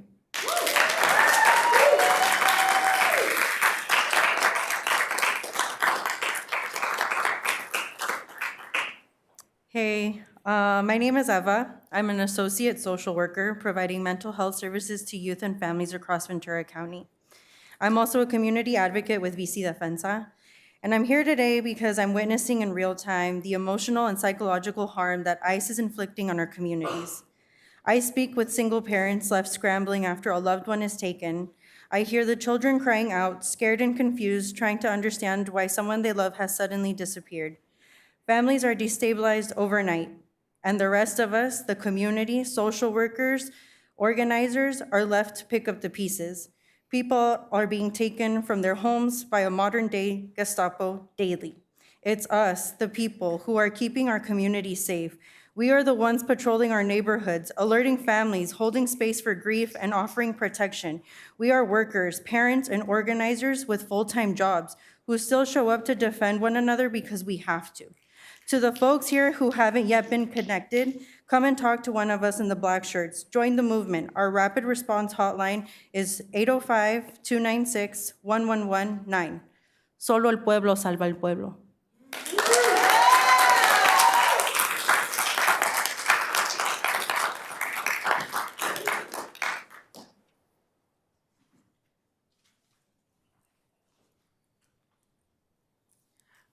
Hello. I urge for all of you to listen to everyone's comments tonight. There's a lot of pain. There's been so much suffering. It's really hard to see you all with straight faces toward this suffering and especially with no action toward any of it. We have a lot of demands, and some of them are that you fund people's needs, those affected by these raids, that are racially profiled, racially targeting people because they've arrived to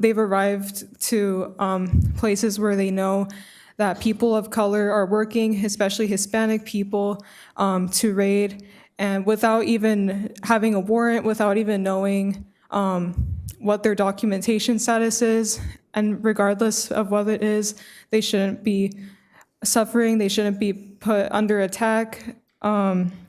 And our demands are that you fund their needs from all this suffering created, and that an oversight committee is made too to review and request evidence of collaboration with local police and ICE, so that we have that, because we have a lot of evidence already.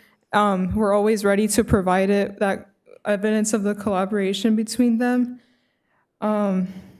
showing that they're neither are here to protect us. They've only proven to attack us and to protect the police, to protect the ICE agents who are attacking our community. And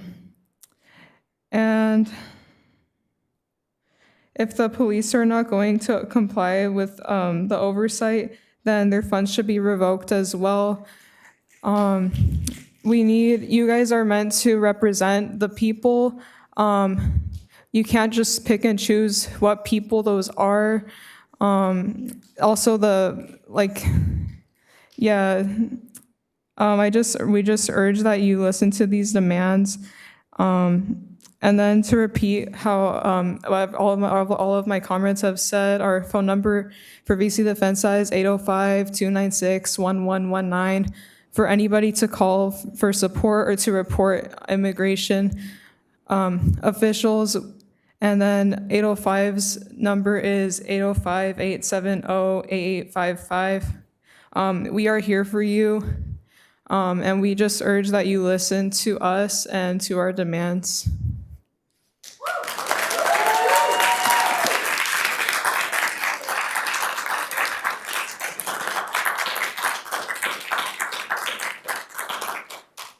The last two speakers, Dee and Christian Bustamante.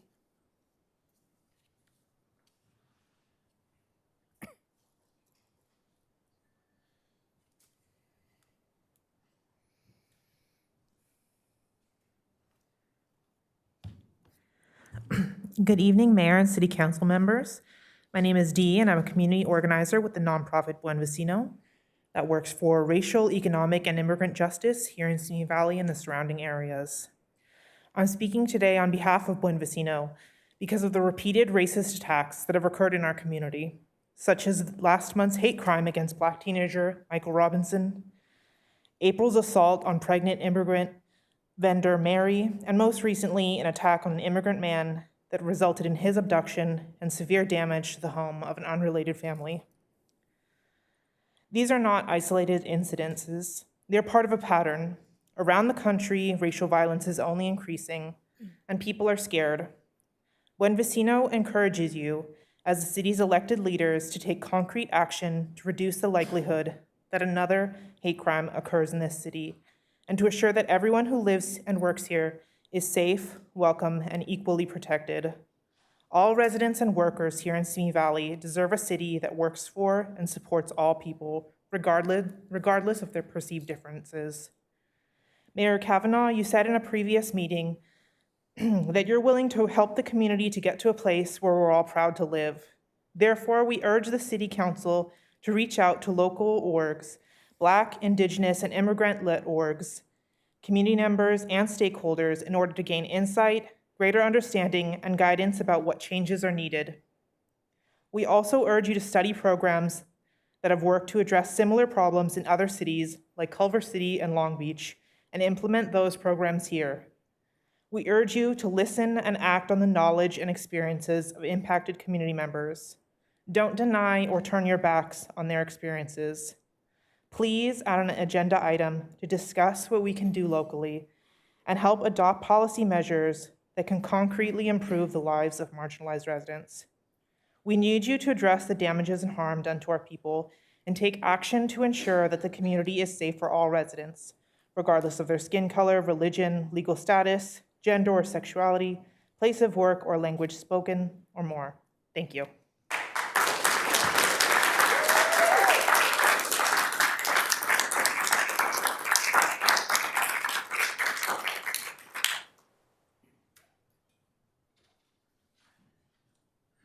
Good evening, Council. My name is Christian Bustamante, lifelong resident of Simi Valley District 2.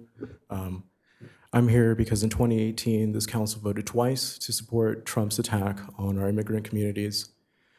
And this has cascaded into US citizens being taken off the street and detained by ICE. You know, in that 2018 meeting, I remember seeing signs, and the big one that stood out to me was assimilate or leave. I'm one of those who assimilated. My parents are immigrants, and they decided not to teach me Spanish, so that way I could speak English without an accent, and I wouldn't face discrimination for that. And for what?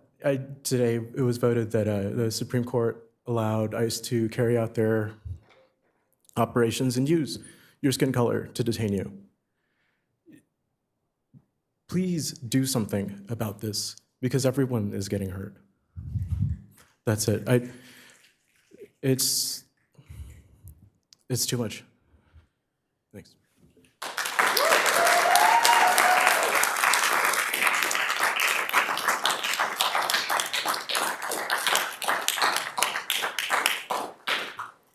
Madam Mayor, that was the last speaker. Next item on the agenda is item 4A, City Council comments regarding public statements. Councilmember Ayala. Hello, everyone. Seems like everyone was addressing me tonight. I'm going to first address something else, though, before I get to the issue. I'm sure, City Manager, you have down the Simi Community Market, and we're going to take care of that, right? Okay. Yes. So for any of you out there who were concerned about the market, I'm sure we will figure out what happened and work with them to figure it out. For the second thing, I just wanted to say that my comments are going to be very short at this moment because, hold on, because now is not the point in the agenda where I can bring up new business and have something go on an agenda for a different meeting. That comes at the end of the meeting. So I'm going to reserve my comments until then. So if you want to stay tuned, you can. Thank you. Any other comments? Councilmember Litster. Thank you, Mayor. Thank you for many good comments about many different topics. Obviously, the bulk were about immigration issues and ICE, and I'll get to that in just a moment. But I wanted to just comment on a couple of the other responses. Elizabeth Camacho, who spoke about her parking concern, will be having was very eloquent, and I appreciated her insights about unintended consequences. That is an agenda item, and we will be looking at that and discussing it. So thank you for coming forward with your comments. I also second the concern. Levy Brown and others that spoke about the Simi Valley Community Market, I'm sure. Is that something that you wish to speak to right now? Staff is looking into it. I was communicating with them already, and they are looking into it to find out what happened. Okay, and I appreciate that because I certainly understand people who are trying to do something positive for our community and for their small businesses.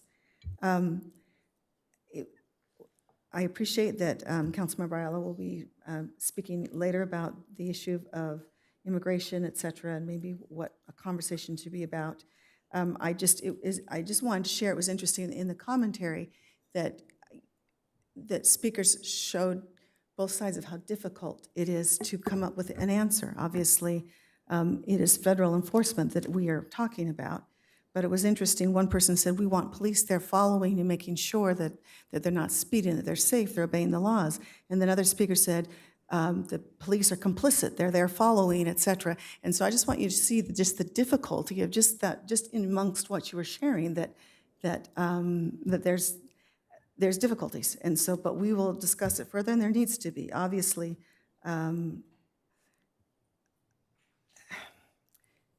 Human life is important, period, and everyone should be treated with respect and dignity, period.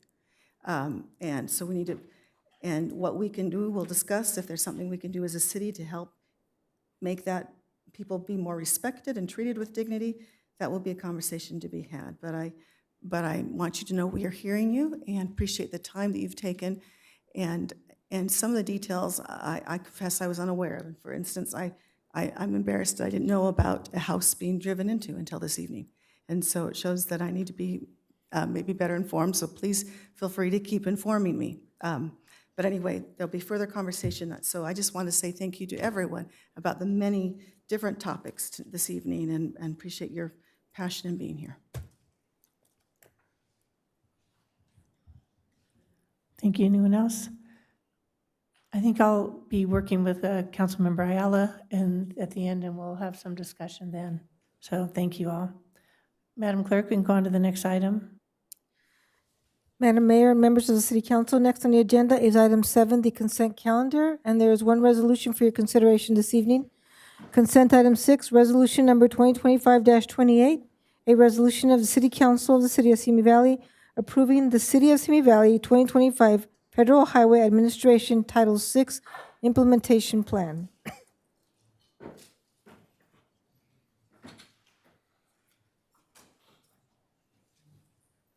I'll move consent. As a reminder, consent item 5 has been pulled.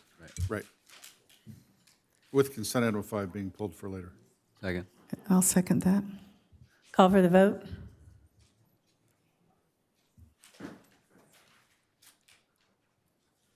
The motion passes unanimously. Madam Mayor and members of the City Council, next on the agenda is item 8A, second reading of ordinance number 1365, adding Article 8 We to hold for Chapter... just one moment so we can close the door so that people can hear what's going on. Thank you very much. Go ahead, Madam Clerk. Next item on the agenda is item 8A, second reading of ordinance number 1365, adding Article 8 to Chapter 9 of Title 4 of the Simi Valley Municipal Code, establishing a preferential parking program. The reading of the ordinance is as follows. Ordinance number 1364, an ordinance of the City Council of the City of Simi Valley, adding Article 8 to Chapter 9 of Title 4 of the Simi Valley Municipal Code, establishing a preferential parking zones, and Public Works Director Ron Fuchiwaki is here to present this item.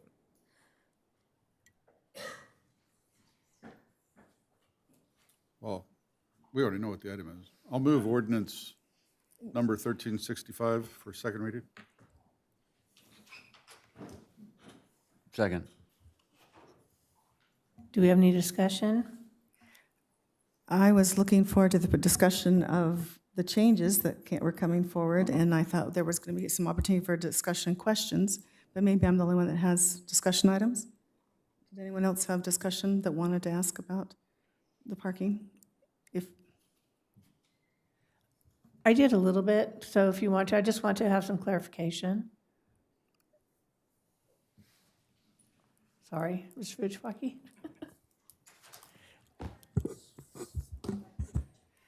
We just had, or I've had a couple of comments made to me by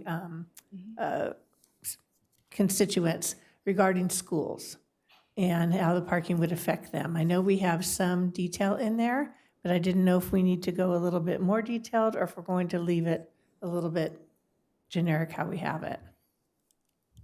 Or is that up to the council?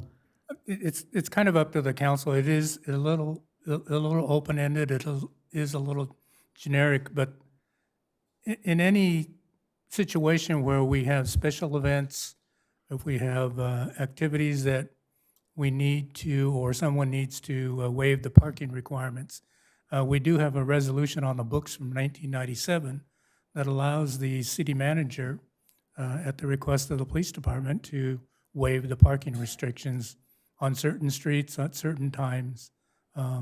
So if there's a special need and there is a preferential parking zone there, then perhaps that resolution could work. So we could almost have like just a simple application to go straight to the PD for a request. Yes. To keep it fairly easy. City manager? I would request, though, that if there are certain events or things that the council would be interested in waiving the requirements for, I do have discretion for waiving parking restrictions for certain streets that have no parking now, that we use for special events such as training at certain buildings, things like that, that happen infrequently, I would say, maybe once a month or once every other month. But if the council is interested in something that's more frequent than that, or where multiple or frequent requests would come in, I would prefer to have council direction on the number of waivers that we would be providing, and the types of events that we would be providing waivers for. So that would go to the existing ordinance? Correct. Okay. That would be, so we could review that and have that as a discussion item? Okay. So what I would say, if there's areas of the ordinance that's proposed this evening that the council wants to discuss and set additional parameters to, then perhaps council wants to have that conversation tonight. Perhaps it wants to continue this item. Any changes that would be made to the code tonight, or the proposed code tonight, would need to come back for another first reading, and we'd have to kind of start the process over again. But it would be helpful if there are certain expectations that the council would have that we would be waiving a variety of parking requirements for, that you guys are kind of giving me a heads up on what those expectations are. Okay, thank you. I'll let some of the other council members speak. Councilmember Ayala? Thank you. The proposed ordinance already has that the council will be approving any of the permit programs already. So it seems that if a group comes forward with a permit request, that there's opportunity for people in that area, if they feel that it's not going to be working because of certain things that normally happen there, that we would have the opportunity to then deny the request because we would say it doesn't work. I would also say that, so I think we're okay there. I also know from personal experience that when my daughter plays softball up at Big Sky, that on those certain days, they cover the signs that say no parking so that the parents can park along the street. So it looks like we already have a process in place to account for those things as well. So I'm good with the proposed ordinance as it is, because I think we have discretion of saying yes or no for each permit process that comes before us. And we already have a process in place to allow for parking when it's restricted. One of the things I would say about the softball activities is there's somewhat of a minimal request from them. So it's not an every week or an every other week type of request. So those I sign off on because we know that it's an occasional use as opposed to more of a regular use. And we could have where the school district at the beginning of the school year sends a list of dates for based upon their school calendar. And we just take it into account in the beginning of the school year. And my only request would be if council's expectation is that I'm going to waive all of those, for example, that I would want guidance from the council on if I'm to waive all of them, or if it would be there are certain types of events that you want to waive, or if you would go back to how how the parking permit's going to work in a certain neighborhood. But that could be part of the ordinance that is already on the books? As Councilmember Ayala indicated, each zone will be established by resolution. So within that resolution, you could put particular exemptions or waivers for particular events. So you could tailor each zone to match whatever special needs are required from non-resident situations. That would make sense, and it would give the city manager direction if we were to do that. Okay. Councilmember Litster?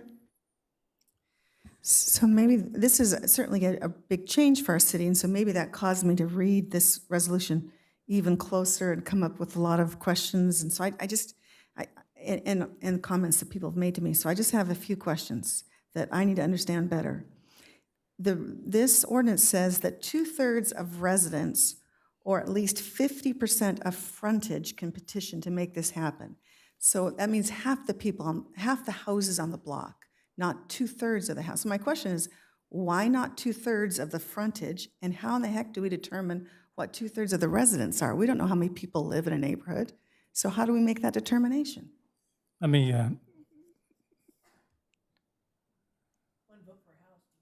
well, That's not what it says. That's not what it reads, though. What it reads is the way it reads is it's 2/3 of resolution, 2/3 of residents, and 50% of frontage. So that would be more than one vote per house. the intent is that each dwelling unit, home, whatever you want to call it, to establish a preferential parking zone, you need 2/3 of those dwelling units. And the street has to be at least 50% residential. It can't be, it can't be 80% commercial and a small piece of residential. So But what it states is at least 50% of frontage. develop frontage of the proposed. So for maybe designation. I'm misunderstanding the way. So to me, it read like 2/3 of the people that live on the block, but half of the houses that face the block can make that decision. Am I misunderstanding? But, well, let's see how. Basically, the street has to be considered residential.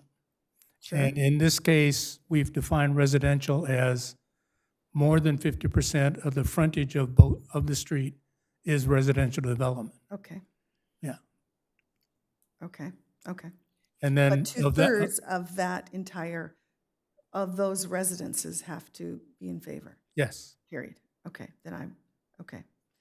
9.805A says that there will be a fee for parking permits. And I guess in my mind, there wasn't a fee. You live there, so what is that fee? Do we have to charge? I'm not sure that's consistent with the intent of the ordinance. It looks like people will have to pay for parking permits and then also have to pay for their guest permits. At least that's the way it reads. Is that what's intended? Is that correct? Yeah, because it would be explained to them when they go to sign the petition to have the street made into. Do we know so do we know what that permit rate annually is going to be? That rate has not been calculated as of this time. In other cities, it ranges, I believe, from $25 per permit per year up to perhaps $40 per permit per year. Okay. Someone spoke with me who is familiar with similar ordinances and where they've lived previously, and they spoke about the unintended consequences of birthday parties, family dinners, et cetera, where you have, let's say you invited a family and there's 6 or 7 guests that are invited. It's a complaint basis, so they could complain or not, talk to your neighbors, say you're going to have a party. And again, you don't have to pay for the parking permit if you don't park on the street.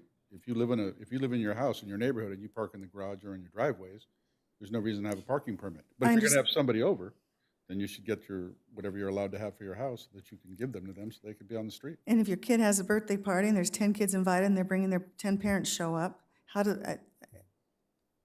what do they do? Not park on the street, because that's why the neighbors don't want you parking on the street.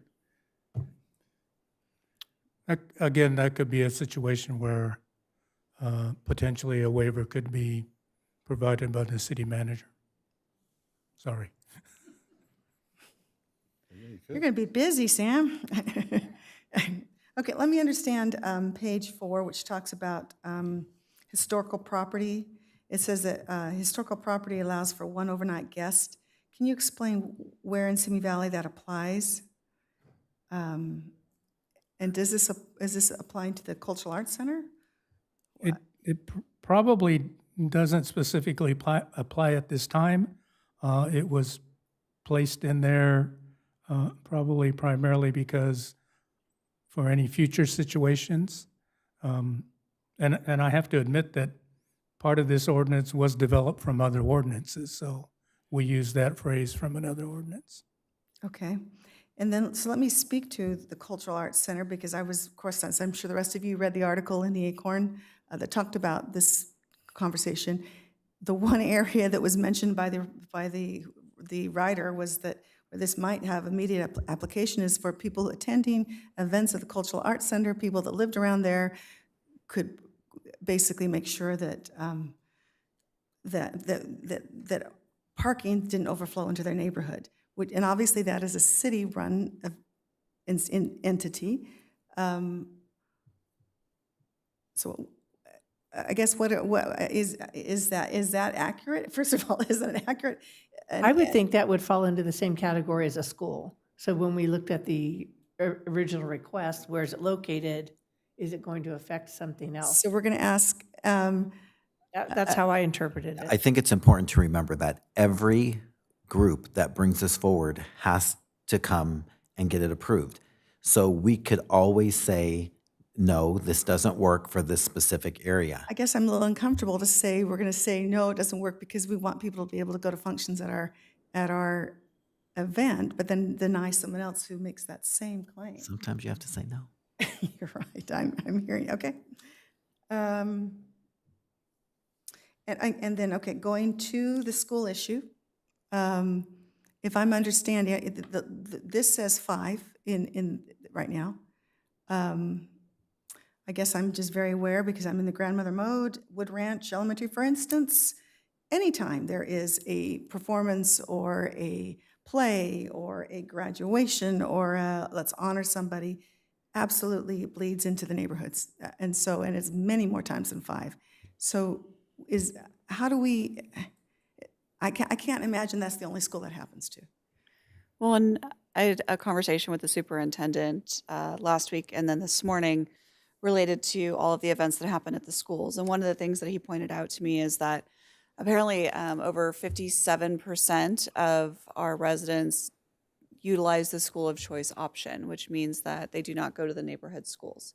So they are transporting for school pickup and drop off as opposed to walking to school. So many of the schools, especially in the elementary, parents will park their car and then walk their child into school, which then during pickup and drop off, sort of the same thing at pickup, park the car, go get the kid from campus, and then walk back.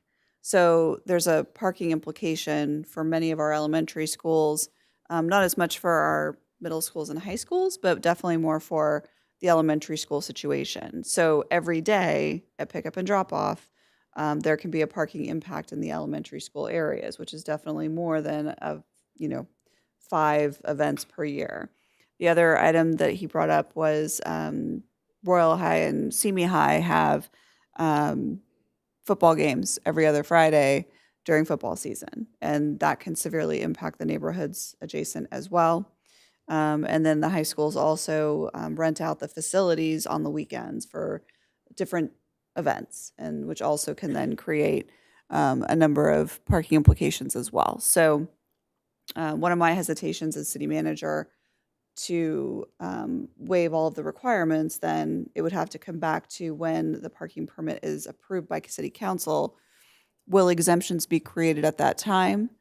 Is the expectation then that I would just provide exemptions for, all of these things and have memos across my desk every day? What would council's direction be on that? Because I want to ensure that I'm following the council direction if we want to ensure that the parking permit as provided is still meeting the need of the neighborhood, right? Because if they want parking permits, there's a reason they want a parking permit, but that it's also not making it more difficult for events and activities at local schools to happen and occur. Councilmember Rhodes. Thank you, Madam Mayor. I'd like to address that one in particular and then sort of bring us back to where we were with the parking ordinance in the first place. And on that one in particular, if there was a neighborhood that felt so impacted by potentially school parking that they wanted to organize and come up with a parking ordinance for their neighborhood, probably because of the school, because there's no other real reason to put that ordinance in place, that would be something that we as the council would have to discuss. Is that in the best interest? I would probably also take the opportunity to tell the superintendent of schools that if you're using the city resources of using our streets to park on, maybe you should build more parking lots. But that's just a dig at the schools. And I would assume the likelihood of that situation happening is smaller unless we start putting high-rise apartment buildings in the neighborhoods, because that was the real intent, is that the infringement upon building that's happening that's creating a parking problem, an apartment building with not enough parking spaces, we're giving the neighborhoods an ability to combat against that new encroachment of parking. If there, I would say it's a possibility that the neighborhoods around the big stadiums like Royal, that the neighbors might start to rally and say, hey, we want to work against this. And if they get 2/3 and it comes before us, we would say, yeah, but football games and special events at the stadium, they're going to get exempted. Do you still want to do this parking ordinance? Because if that's your problem, that's going to continue to be a problem in that area.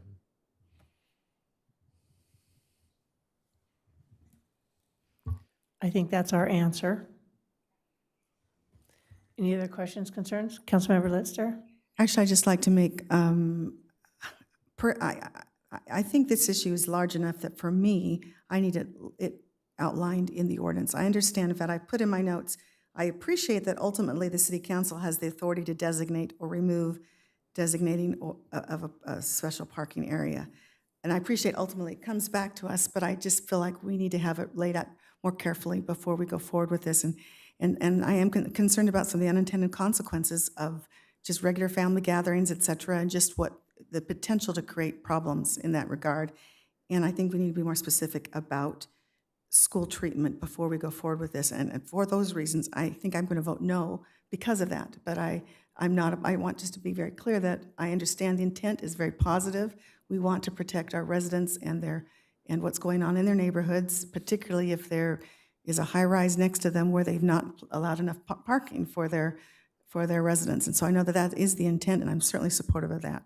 But I just wanted to be very clear that unless we're willing to make a few changes, I'm not comfortable going forward. Thank you.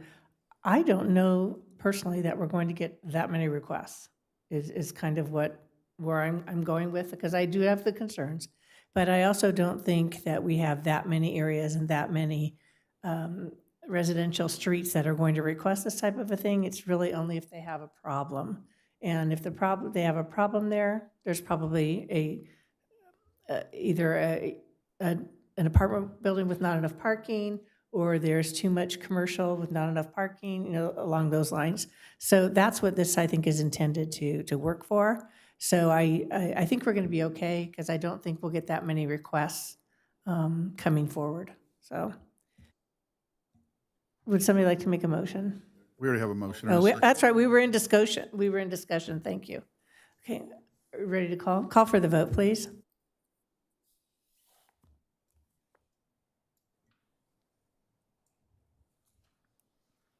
The motion passes with Councilmember Litzter voting no.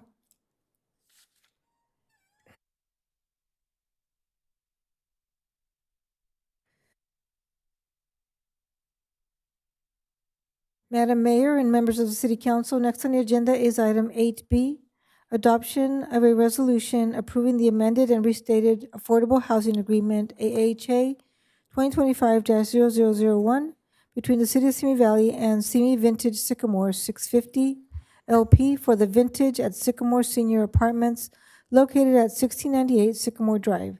The reading of the resolution is as follows.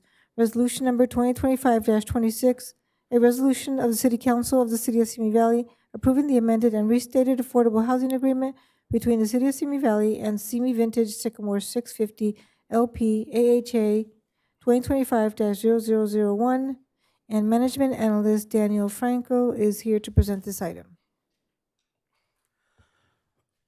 Good evening, Mayor Kavanaugh and members of the City Council.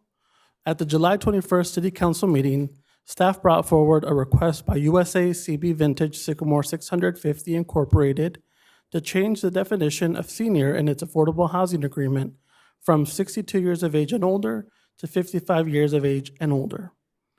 During the meeting, the City Council raised the following concerns in reference to the owner's request.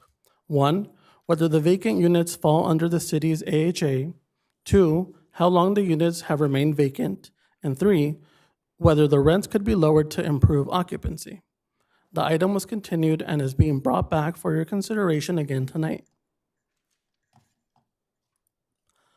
The City Council approved the Affordable Housing Agreement with USA Simi Vintage Sycamore on March 20th, 2020 for the Vintage at Sycamore Senior Apartments. The apartment complex is a 99-unit, 100% affordable senior rental community located at 1698 Sycamore Drive for seniors aged 62 years of age or older. Excluding the manager's unit, all apartments are regulated by the California Tax Credit Allocation Committee, or tax credit, which restricts occupancy to very low and low-income seniors. 48 of the units are subject to the city's affordable housing agreement. Under this agreement, 10 units are designated for very low-income seniors at 50% of the area median income, or AMI, and 38 units are for low-income seniors at 60% of the AMI. Tax credit regulations apply to all 98 residential units at 50 units at 50% of the AMI and 48 units at 70% of the AMI. As mentioned earlier, on June 10th, 2025, the project ownership requested to change the definition of senior in the AHA from 62 plus to 55 plus. Ownership stated that they are having difficulty leasing the tax credit low-income units since the majority of seniors under the current age restriction cannot afford the rent. While the AHA defines the maximum rent and income limits, it does not require the owner to charge the maximum rent. Currently, all city-restricted units are being rented at 50% of the AMI, while the tax credit units are being rented at 70% of the AMI. The owner has submitted a request to 1, lower the senior age restriction from 62 plus to 55 plus, and 2, extend the affordability period from 55 to 60 years. This request is in response to persistent vacancy issues in 5 low-income tax credit units. Despite a waitlist of 126 applicants, the owner reports difficulty filling these units, largely due to the high rents of the 70% AMI level, which are currently about $1,909 per month. The vacant units have remained unleased since April 2024, despite marketing efforts. The owner notes that expanding eligibility to seniors aged 55 to 61 could include working individuals who are better positioned to afford the rent while still meeting income qualifications. In response to the questions brought forth from the City Council, staff confirmed that the vacancies are in tax credit units at the 70% AMI level, which have been vacant since April of 2024. Ownership emphasized that tenant rent revenue is critical to cover operational expenses and repay obligations, including the $3.5 million city loan and other financing. In conclusion, the requested changes are consistent with state law and could help address the leasing challenges currently faced at the site while maintaining the city's goal for long-term affordable senior housing. This concludes the presentation. Staff, Executive Vice President of USA Simi Vintage Sycamore Darren Bobrowski, and Executive Director of the Area Housing Authority of the County of Ventura, Michael Nye, are available for questions. Thank you, Daniel. Councilmember Ayala? Thank you. I just have some foundation questions.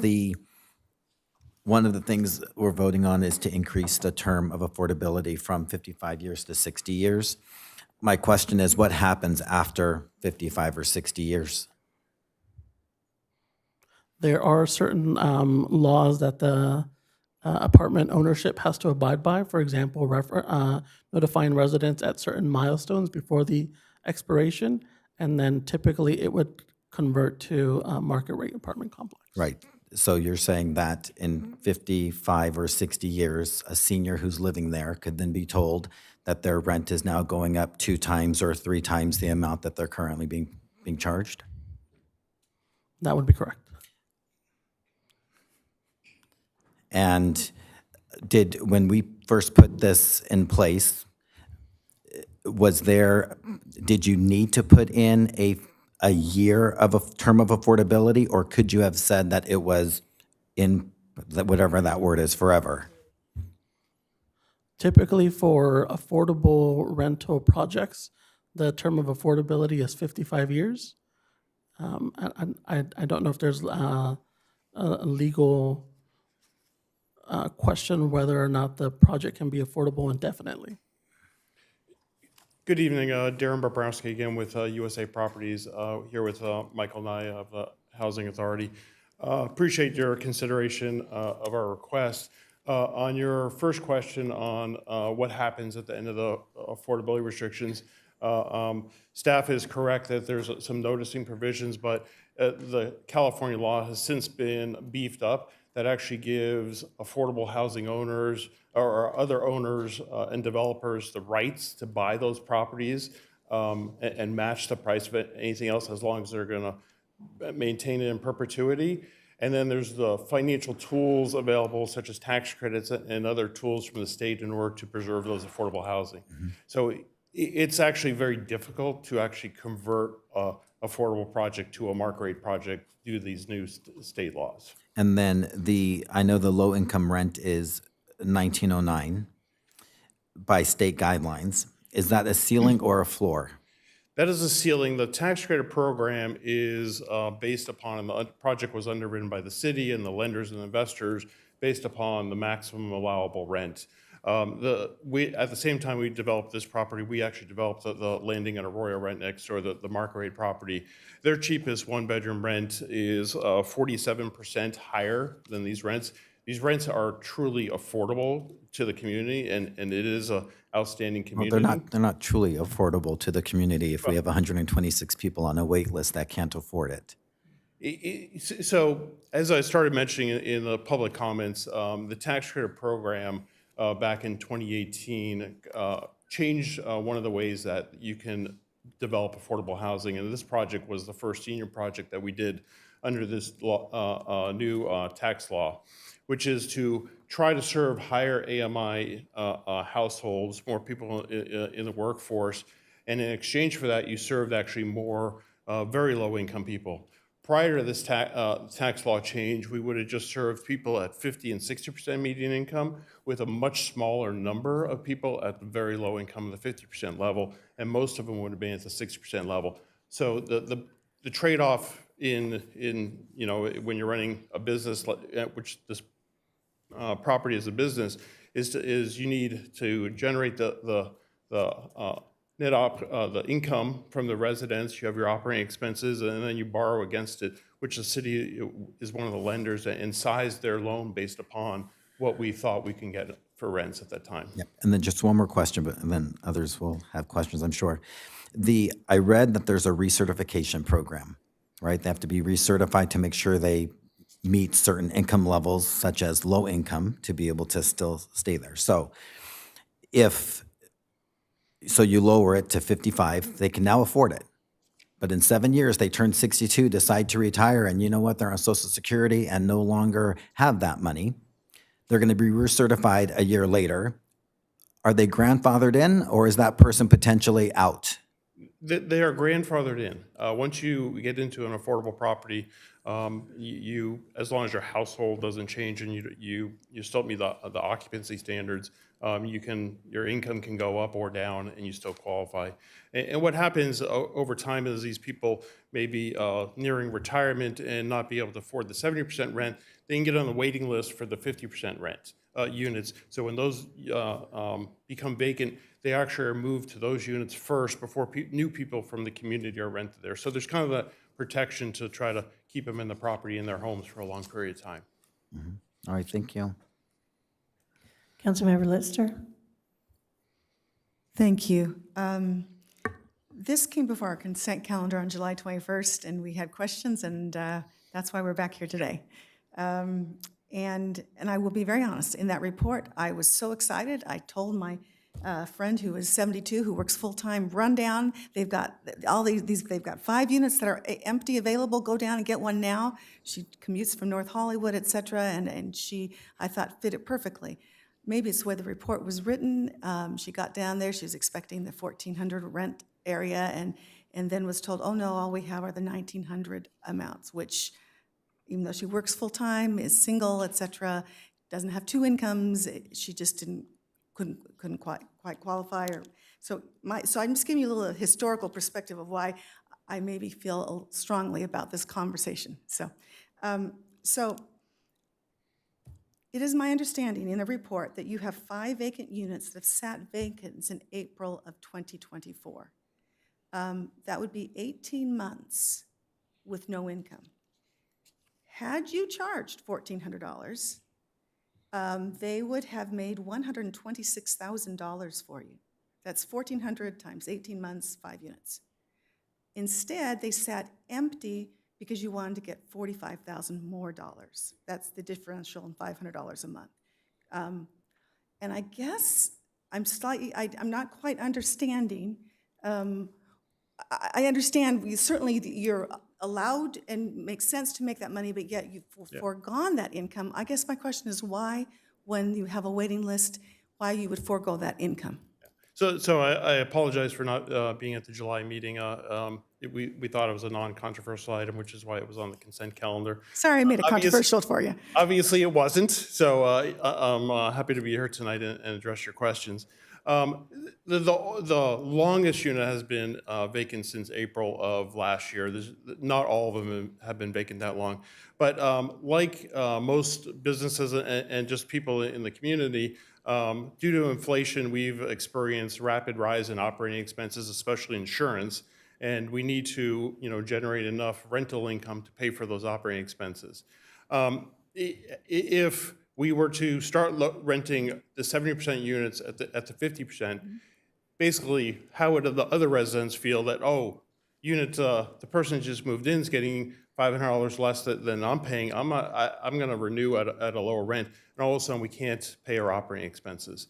So it's, yes, there's a balancing act of how long units stay vacant versus how much you lower rents. We have been testing like $100 off, $150 off to see if we can generate some rentals out of those. We haven't yet done that.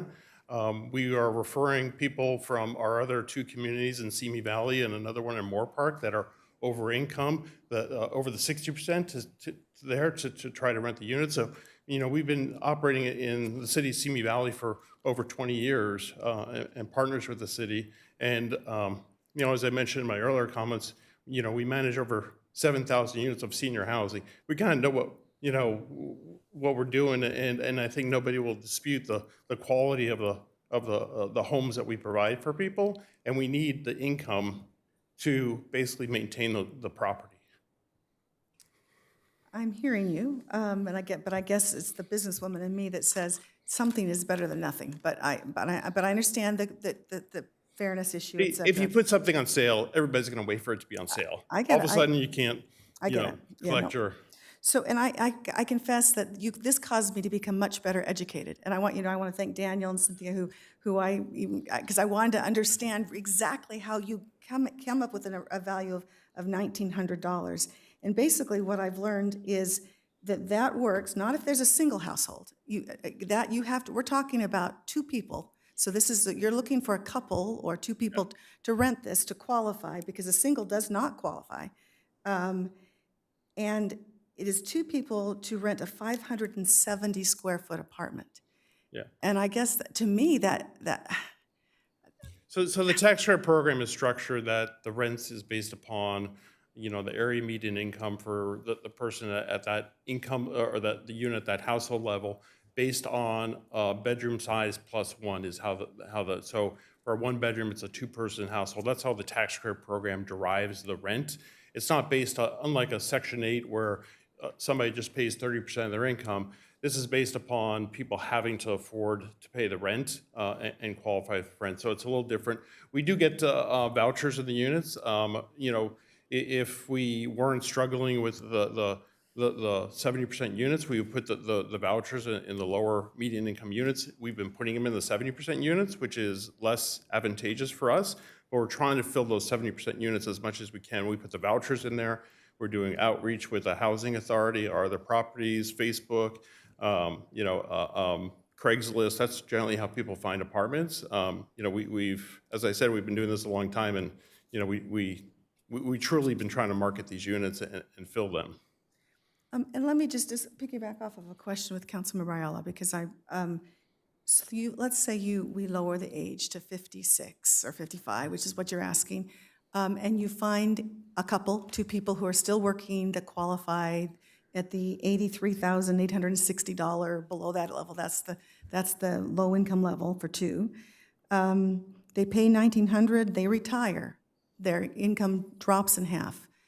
If I'm understanding you correctly, they still have to keep paying that $1,900 unless the very low becomes available, which is what you already have 120 people in line for. So the existing resident, they would have to basically qualify at the 50% then. You wouldn't automatically lower their rate. You would say, no, you're still at this is the unit you qualified for, so you have to, regardless that you're retired, you have to keep paying this. Correct, until a 50% unit opens up. And they jump the list, is what you're saying? They jump the list. Existing residents, have priority over the waiting list. Okay. Thank you. I'm understanding. But Okay, my turn for a second. I happened to be on the park board when we sold this property to USA Properties, and we did it at a lower price because of the low-income housing you were going to build. So I've got a little bit of background there. You promised us the 99 units, one for a manager for seniors. That allowed you to do the market rates apartments. You're making money over there. We have since sold. We don't own that property anymore. So you retained the seniors, but you sold the market rate? So when we developed the two properties, they're developed two totally separate ownership structures, financial structures, different investors on each property. While we built it all at one time, it actually was financed as two separate, distinct properties. We went through the city and got it entitled as one property, under one. Right, I remember when we had to move plan. it, all the flood plans and stuff. Yeah. Yes, you're remembering. But yes, it was separate ownerships, separate things. So it's like kind of, you can't just say, oh, business over there, give me some money for this business. It's two totally separate, operations, business, ownership entities that you really can't commingle funds. Okay. So that was my number one thing, because that was the main reason we chose USA Properties, and because you're good landlords and you're good property managers. So, but I do have a problem lowering it to 55, because you're looking for two people. You only allot one parking space per apartment. So they're going to have two cars. We actually have part of the entitlements with the city is there's a parking easement between the market rate properties and the affordable, which allows the affordable to park on the market rate side. Okay, how many parking spaces do the market rate apartments get? Because it's usually less than the number of cars.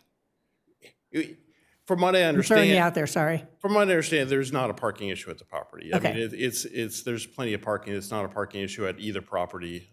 That's not a issue that I'm aware of. Okay, so I have a couple of friends that live there, or family friends that live there, and I know the rents go up quite a bit every year. I hear it.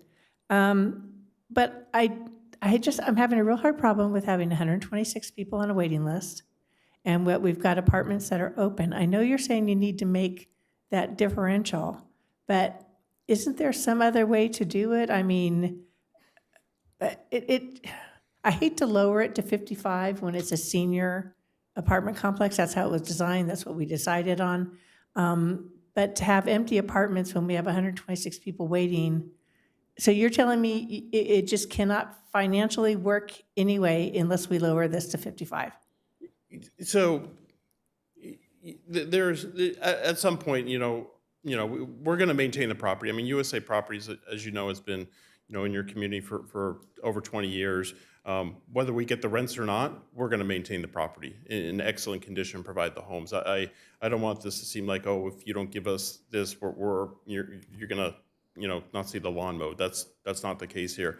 But and USA stands behind our property. Well, we're coming to you as a partner with that funded $3.5 million to the property, saying, hey, we got a problem. We have vacant senior affordable housing that's sitting vacant that does nobody any good for those units to sit there. At a certain point, whether we can't just undermine the rents and lower those rents, as we can't just put the 70% units on sale. Everybody's then want us to lower the rents and causing a worse, challenge. So we're really asking, in our experience in running, 7,000 units of senior housing in California, the cities of Simi Valley is a little unique in its 62 plus. Most communities are 55. We have very few communities that are 62 plus. It's usually our properties in Simi Valley are ones that have federal funds in it that require the 62 plus. Well, having Mr. Nye here is a big positive for you. So I'll kind of listen to the rest of the conversation. We'll go from there. Thank you. Thank you. Councilmember Ayala. Back to me, thank you. I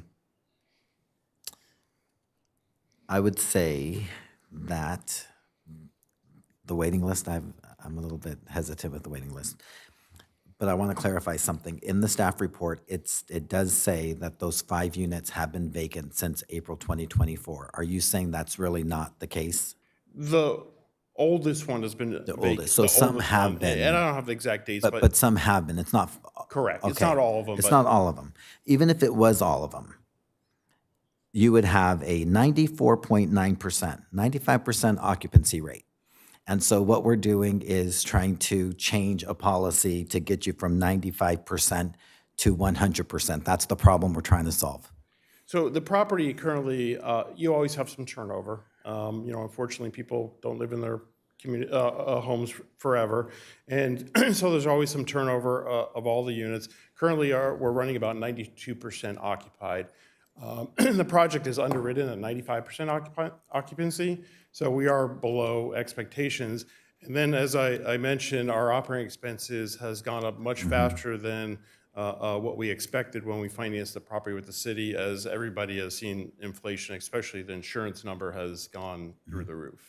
So I, just to wrap it up for me, I'm not going to support it simply because with 126 low-income seniors needing a place to live, and us doing, and now we're going to lower it, which even in the staff report, they're concerned it's going to add even more competition for those people. That just, to me, that just doesn't seem right. The other thing is, you talked about partnership with us, and I think that's fine, because there's 2 things I think you can do as partnerships with us. Number one, we have the Acorn, and I looked, you talked about advertising on Facebook and Craigslist. I don't know many low-income seniors that maybe go to Craigslist and Facebook. The Acorn, I looked in the last 3 issues. I didn't see anything of an ad or anything talking about this, the homes.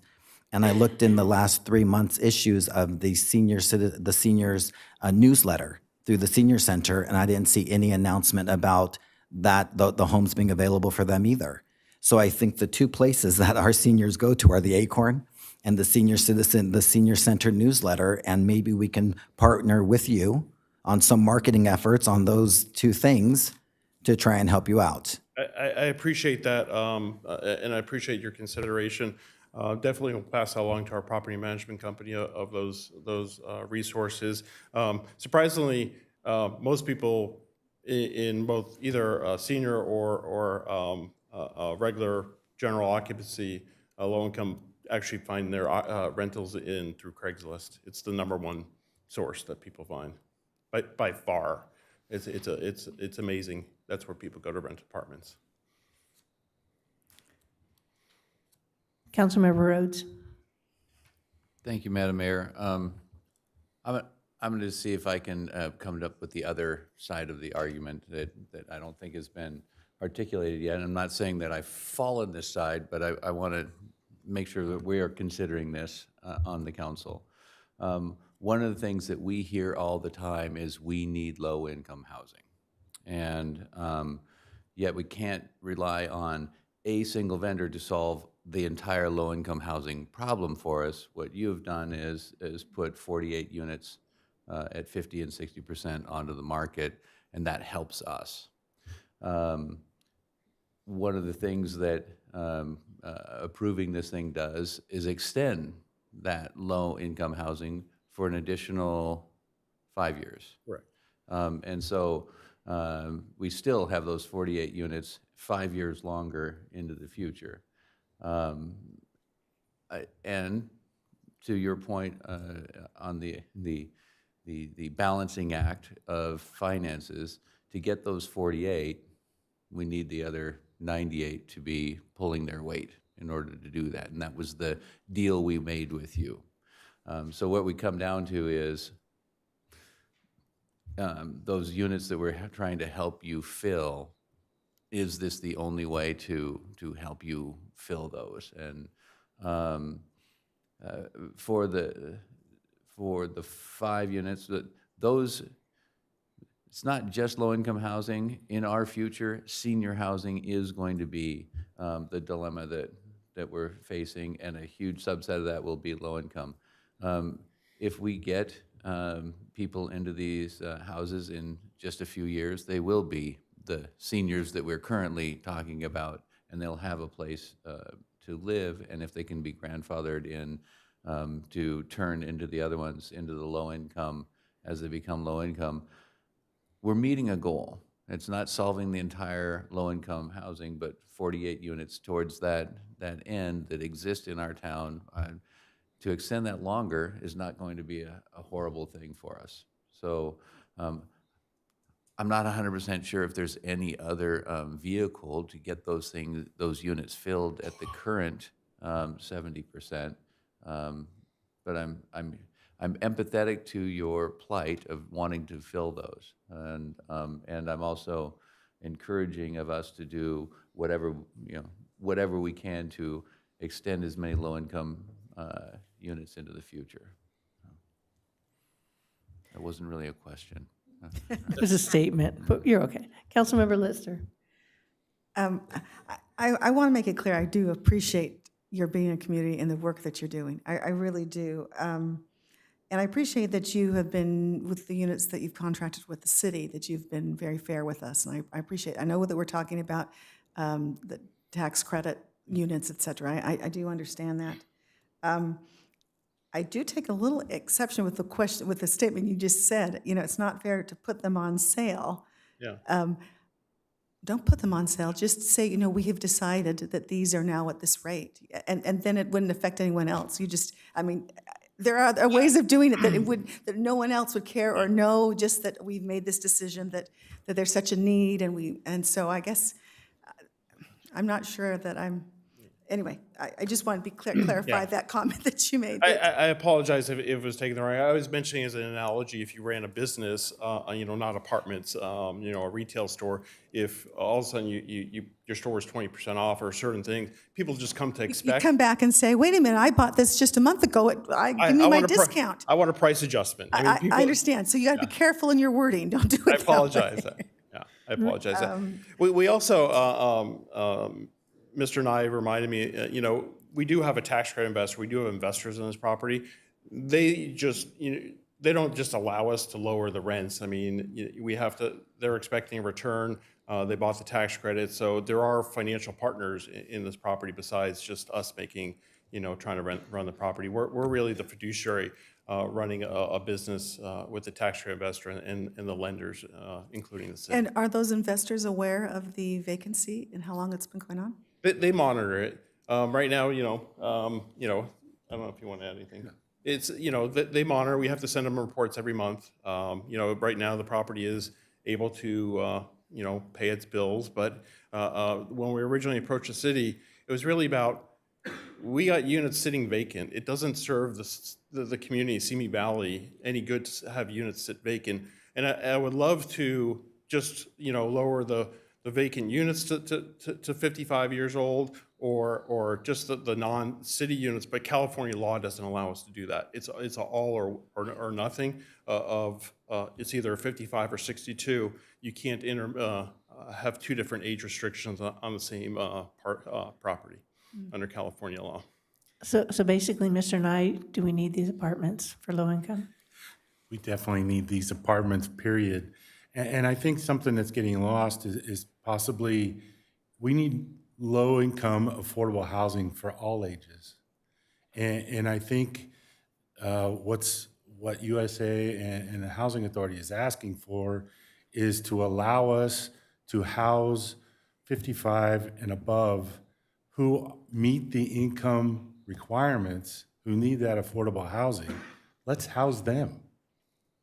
There are those instances out there. There are those people, and they need homes that we currently don't provide. I would love, as the Housing Choice Voucher Program administrator, to give everyone a voucher. But that's just not happening, especially in today's world. Our program's getting cut left and right in Washington, and the idea of vouchers in the future may not happen. So I think anything we can do to provide a unit at an affordable rate, and I know it doesn't sound affordable, but it is, to anyone, I would encourage you to do that. Thank you. Any other questions or concerns? Do I have a motion?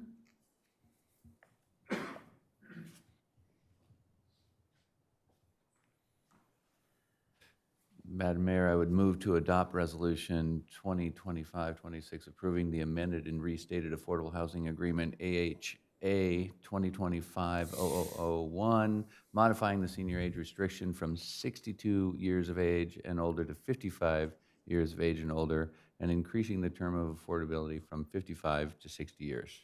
Second. Call for the vote.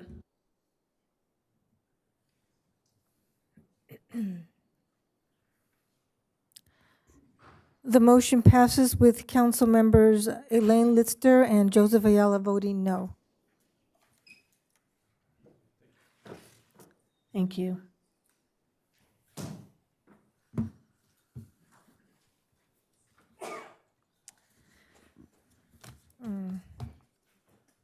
Madam Mayor and members of the City Council, next on the agenda is item 8C, approval of proposed water service rates, authorization to proceed with the Proposition 218 process, and recommendation to set a public hearing to consider adoption of new water service rates. And Public Works Director Ron Fuchiwaki and Principal Engineer Mike Mitchell Kada are here to present this item.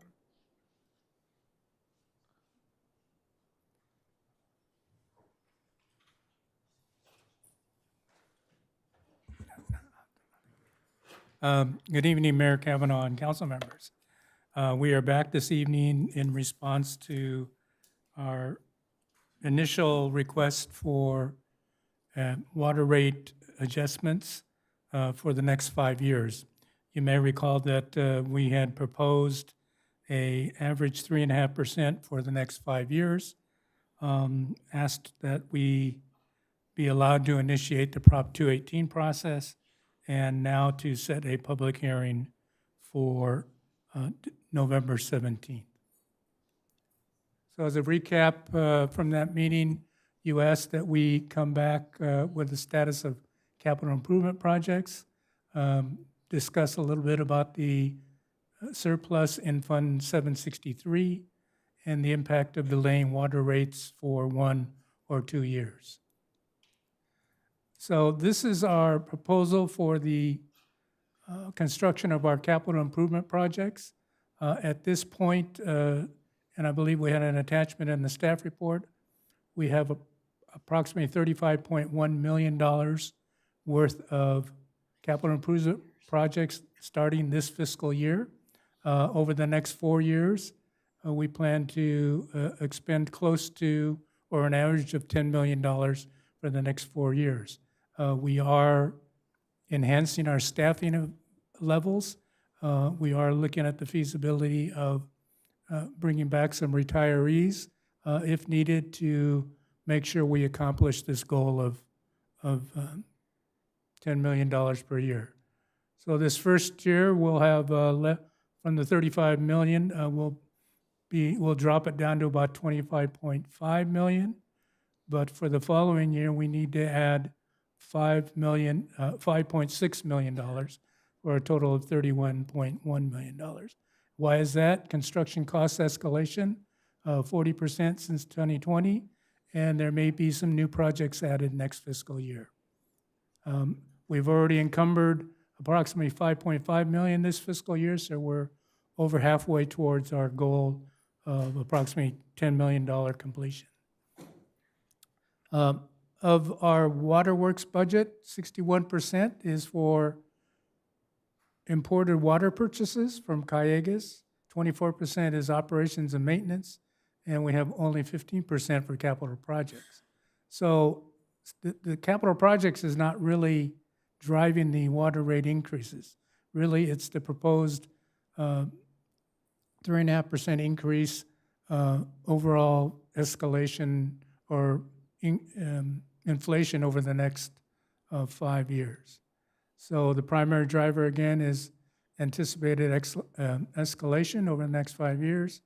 And this is what we see in terms of our cost to increase by 3.5% from 47.5 to 65.8 over the next 5 years. This is our proposed cash flow for the next 5 years. You will note that our revenues our expenses will be outpacing our revenues for the next 4 years. Why is that? Because the consultant evaluated our overall funding situation and then tried to spread out the fee increases evenly over 5 years. And so for 4 years, we will show a deficit in terms of revenues and expenses, but at the end of 5 years, we'll be back in the red, the green or the positive. But our overall fund balance will be decreasing the first 4 years, but then picks up again in year 5. And these are the two areas that you will notice we increase or get back to normal. Now, in terms of our overall fund balance, the recommendation and the City Council policy is to maintain, I think it was 90 days operating, 1 year of average capital improvement costs, and also 5% for water costs. So our emergency reserves will be about $20 to $24 million over the next 5 years, which then lowers our cash on hand, or our unencumbered cash, down from 18.7 down to 7.1. Now that cash on hand, basically what we would potentially need to use it for is sometimes we come back to the council requesting additional funds for some projects that we didn't budget enough money for. So those additional funds come out of that cash on hand bucket. And here we see where the cash on hand comes back up again at the end of 5 years. And the overall, if you look at year 5, you'll notice that the cash on, or the emergency reserve is about $25 million. The cash on hand is about $7 million. Our consultant indicates that this is an average, or this is approximately what most utility agents find to be in a comfortable level. And in addition, I believe our bonding situation keeps us in a moderate level of bonding situation. Now, with no delay in our increases, you'll see that our cash on hand stays above the zero line, but our expenses do outpace the revenues again in the blue, and it continues to become less, and then expenses actually, or our revenue actually exceeds our expenses in year 5, as indicated before. So if this is our goal, to try and maintain those levels at a minimum in the following fiscal years after 2030. So if you have a 1-year increase or delay in the increase, but maintain 3.5% for the next 5 years, you notice that our expenses again outpace the revenues all the way through the 5th year, and we'll have $1.2 million greater expenses than revenues projected, and our cash on hand actually drops below the zero mark and would eat into our emergency reserves. So this is where we would be if you had a 1-year increase, a delay in increase, and 3.5 for the next 5 years, or 4 years, excuse me. But if you wanted to maintain that $2 million revenue more than expenses and maintain that $7 million cash on hand budget or fund, you'd have to increase rates 5.5%. Similarly, for a 2-year delay, again, our expenses outpace the revenues. Year 5 will be 3.4 million less in revenues than expenses, and our cash on hand drops to $8.9 million deficit. So in order to make that up, you might need to eat into your emergency reserves. And again, here's where that cash on hand drops.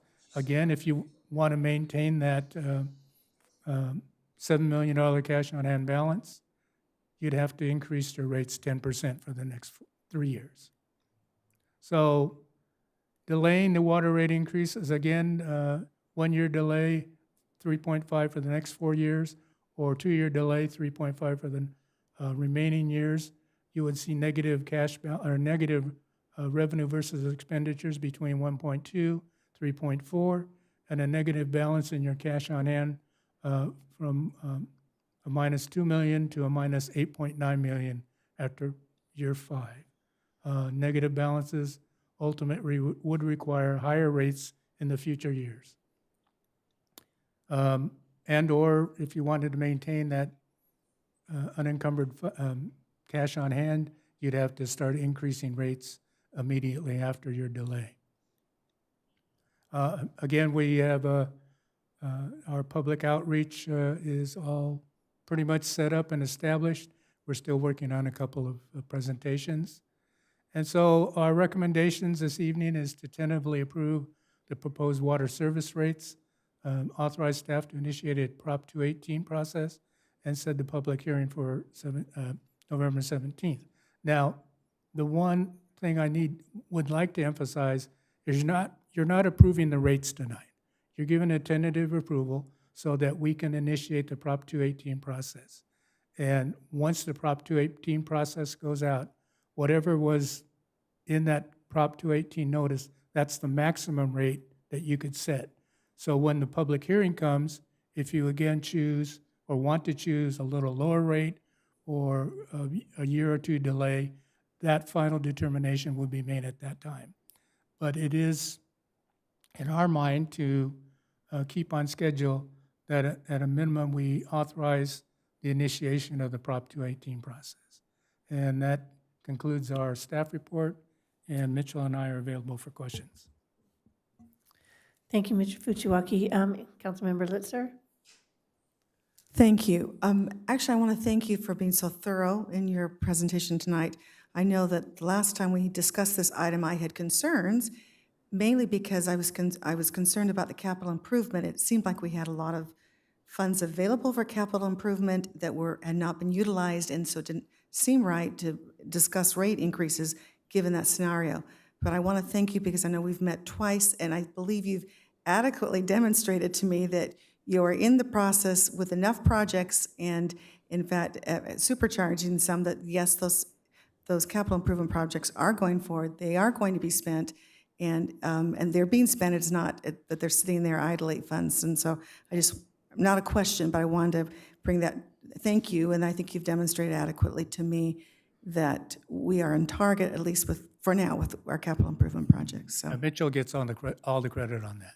well, And the PowerPoint. the PowerPoint, and I will also say with the additions that are in our report, which listed all the projects that are in process as we speak, those that will be starting soon, et cetera. And so that was, for my sense, helpful to see that this is worthy of allowing our residents to make that decision.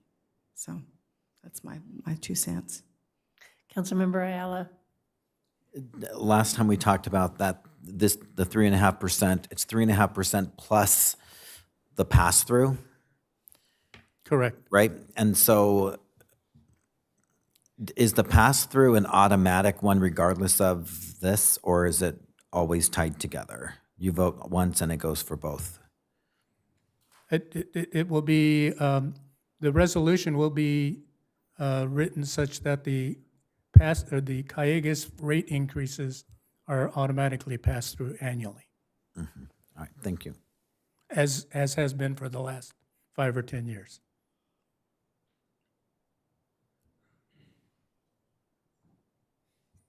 Any other questions, comments? Councilmember Litzer?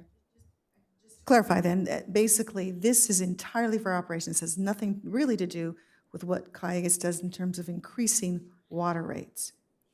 No, this is entirely our Waterworks Fund and operating So the portion in funds. the report that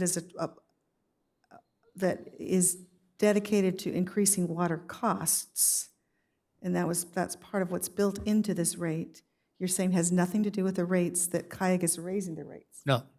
It's in addition to, and so that cost is in terms of production or And just normal cost Normal- increases and growth in the city. And okay, the- okay, the more water we use, the more we have to spend. So I understand. that's part of our Yeah. plan. Understood. Madam Mayor, I'd go ahead and make the motion. Please. I move to approve the proposed water service rates, authorize staff to initiate a Proposition 218 process by mailing a notice of proposed water service rates and instructions on protesting the proposal, and set a public hearing for November 17th, 2025 to consider adopting new water service rates. Second. Call for the vote, please.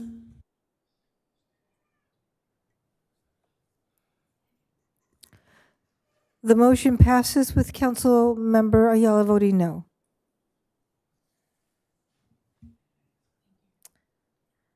Madam Mayor, members of the City Council, next on the agenda is item 10A, City Council Member Reports.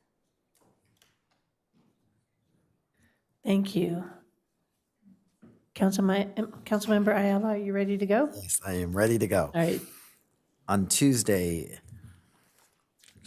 August 19th, I attended the Youth Council opening session. On Wednesday, August 20th, I went to the Youth Employment Services meeting. Wednesday, August 20th as well in the evening, I attended Josh Gray's event at the Park Board, him getting his certificate for his leadership there. On Thursday, August 21st, I attended the Ventura County Regional Energy Alliance meeting. Also on Thursday, August 21st, I did the Area Housing Authority interviews with Mayor Pro Tem Judge. On Friday, August 22nd, I attended the Film Simi Valley Committee meeting. Also on Friday, August 22nd, sorry, that should have been the 22nd. Also on the 22nd, the Stellar Music Academy grand opening with Councilmember Litzter. It was a great little program for kids, and they all play the piano, so it's really amazing to see that. On Wednesday, August 27th, I had the RDP Bylaws Review Committee. Also on the 27th, I attended the Sunray Grand Opening, which is the adult daycare program here in Simi, brand new. On the 30th of August, I attended the Iced Coffee with the Cop at McDonald's. On Tuesday, September 2nd, the Youth Council meeting where they held their elections, as they talked about today.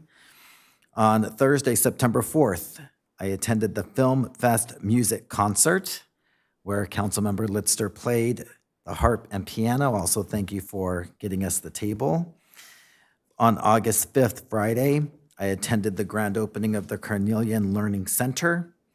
On Saturday, August 6th, the American Vision Windows 25-year anniversary, also the grand opening of the Hive. And that evening, I represented the city at the Film Simi Valley panel. And on the 8th, meaning today, this morning, I attended and volunteered at the K-9 Police Golf Tournament at Wood Ranch, and then from there went and volunteered at the For the Troops Golf Tournament in Moore Park. That's all I did. That's all? That's all. Thank you. Councilmember Rhodes. Thank you, Madam Mayor. On Tuesday, August 19th, I attended the Neighborhood Council 4 meeting held in the library. Was able to have some good discussions about our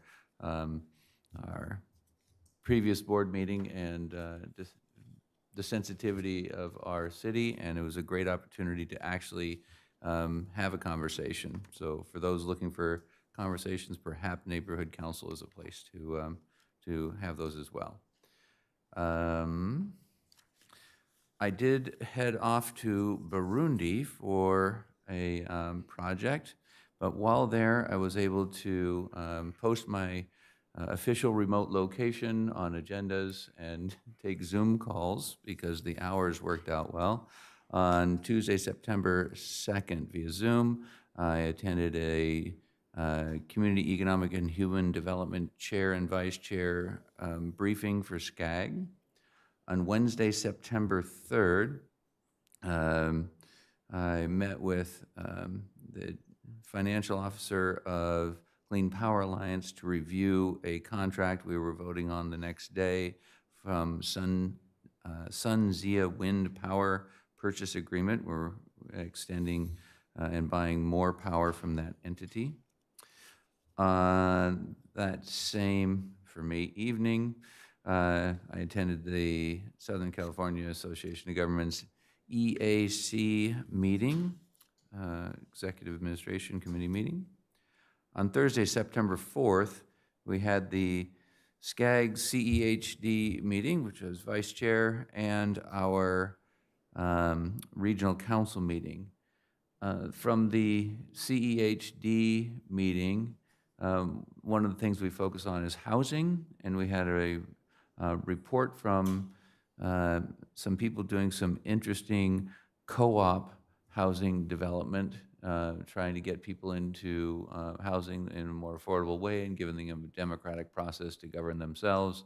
And nothing in those two presentations seemed to apply to California at all. They were working on the East Coast and other areas, but it was a new strategic way of looking at how to create affordable housing, so I appreciated the conversation. Later, now early morning, I had the meeting with Clean Power Alliance, and we did approve that power purchase agreement with SunZia at that point. I arrived back from Burundi yesterday at noon, and thought my first day back it would be good to play golf for the Police Foundation golf tournament. It was a fantastic day. I really want to put a shout out to the foundation that puts that on and raises money for the dogs. We had a great demonstration of 3 of our canines competing for fastest canine takedown, running across the driving range, which was fun, and the Sheriff's Department gave us a great flyover as well. So that ends my report.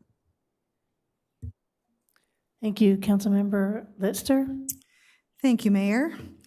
So let me begin with Tuesday, August the 19th. I attended the Youth Council meeting where, as I referenced earlier in conversation, they did some planning for future events and took up the topic of racial concerns and hate issues, and that being incorporated into some of their projects that they have going forward. On Wednesday, August the 20th, I too attended the RSRPD Board of Directors meeting where we thanked Josh Gray for his, with Councilmember Ayala, where we thanked Josh Gray for his service and welcomed Brooke Grayson, who is the new RSRPD Director. On Thursday, August the 21st, I attended the Leadership Steering Committee meeting for a Leadership Simi Valley and just appreciate the direction of Fred Bauermeister, who is chairing that, and what's going forward with their planning.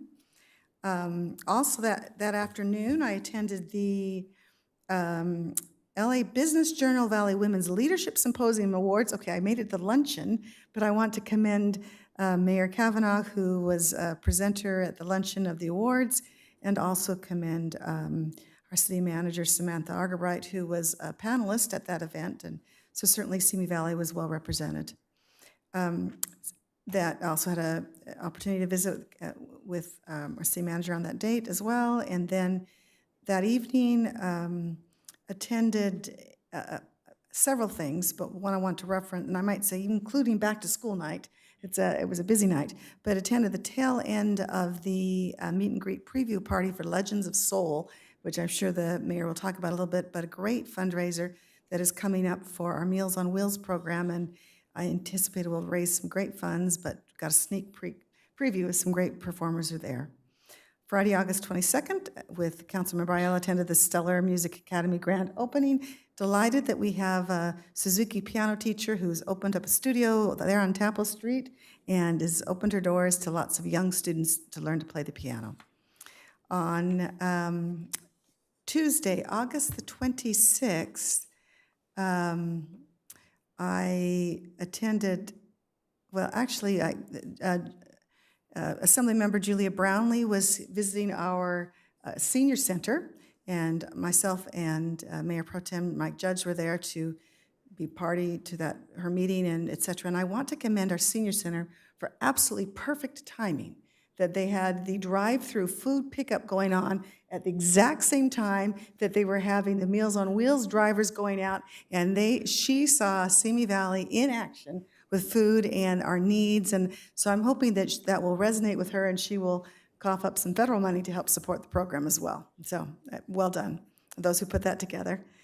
Also, that evening, I attended the 13 Souls Memorial Bicycle Ride, put together by Jeff Von Molt. You'll recall that in the past years, he's put together a commemorative program for the 13 soldiers who were killed in Kabul, in Afghanistan, and in that hasty evacuation, and it's a tragedy. But his son, of course, was serving there at the gates and had been relieved just minutes before the bomber attacked. And anyway, so I bicycled my 13 miles. Councilmember Ayala was going to do it, but I did it anyway. Bicycled that, and it was good to remember and to appreciate our freedoms and appreciate that he does that commemoration.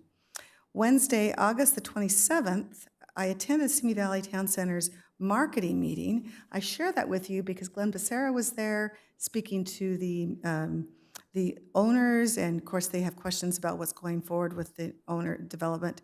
And he expressed to them that within a month or two, plans were being submitted to the city. And so that's what is that they're sharing, and I want to be sure everyone's aware of that. So hopefully we can weigh in on that whole conversation still. Also on Wednesday, August 27th, I attended Sunray ADHC's grand opening, wonderful adult daycare center that we have here on LA Avenue, and beautiful facility. it's been operating for a year, didn't realize it was, and so they had a ribbon cutting, so hopefully, just a great place for Alzheimer patients and others who need several hours of supervision, and so it was great to welcome that business into our community. Friday, August 27th, had a meeting with Enzo Verde to discuss again how we can get them secondary access. Saturday, August 30th, also attended the iced coffee with cops. Appreciate our police officers being there to meet the public and answer questions. September came, and on the 1st, of course, was Labor Day. I hope everyone had a lovely day. On September the 2nd, I had a meeting with Darlene, who is the manager at the Salvation Army Food Bank on LA Avenue. I share that. She's doing amazing work there, but she's in desperate need of some dependable volunteers. So I'm just putting that out there. If there's anyone here who can help at a food bank on Tuesday, Thursday, or anybody watching, know that she has some real needs and is doing great work there. And so please reach out to her. On Wednesday, September the 3rd, I attended the League of California Cities, Channel Islands, Brown Bag Lunch, where they talk about legislation and what's taking place. Basically, in a nutshell, there were 3 weeks left of that our legislatures in Sacramento have to get things taken care of. They expressed that because of the whole movement to redistrict, et cetera, that sucked up all of the energy and time from legislation that's going through. So there's a lot of critical issues that may or may not get touched because of that. Follow up on the short-term rental, as we had 2 speakers talk about it. They referenced that has passed both the Senate and the Assembly with unanimous approval. It is sitting on the mayor's desk, on the governor's desk, but it's 50-50 whether he will sign it or not because of some of the pressures he has. So unless I'm not aware, I don't know that we yet know whether it's been signed. But encouragement, now's the time to reach out with your encouragement for signing or not, et cetera. Now's the time to speak up to him.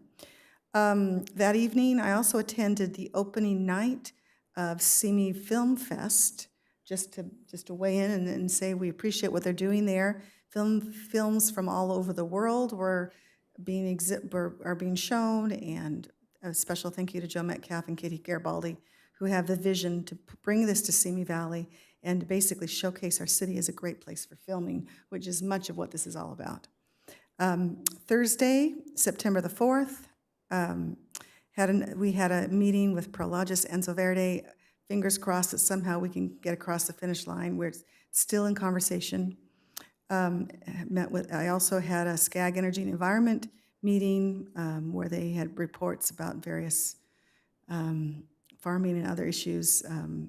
Nothing significant, though, that I'm aware of that came out of that specifically. Met with our city manager at that. I also attended the AWA, the Association of Water Agencies Board meeting.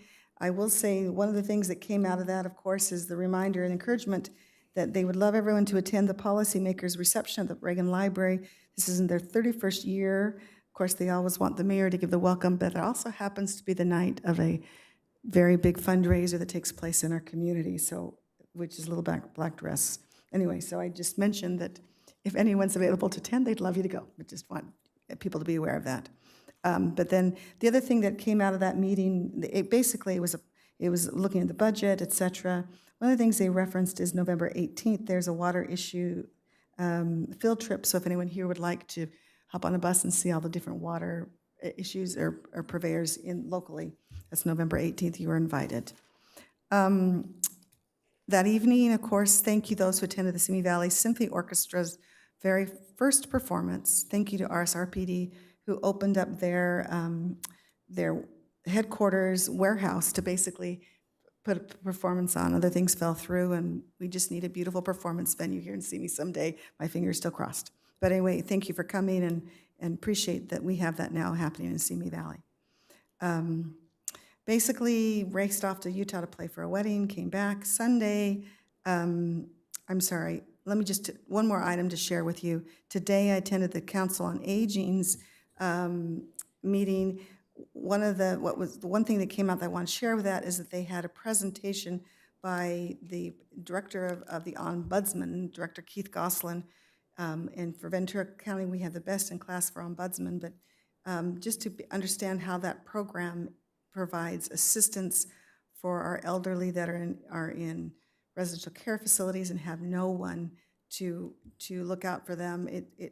It's very appreciative that we have this. Happy to share with you more details about the statistics, but one that really affected me is that we have over 9,000 in facilities, skilled nursing, residential care facilities. 60% of those in these facilities have no family or friends that ever visit them, 60%. And that's where the ombudsman step in to help advocate for them and represent their needs. And so very appreciative that in Ventura County, we have one of the best programs in the state. And so that concludes my remarks. Thank you. Thank you. Mayor Pro Tem Judge. Thank you, Madam Mayor.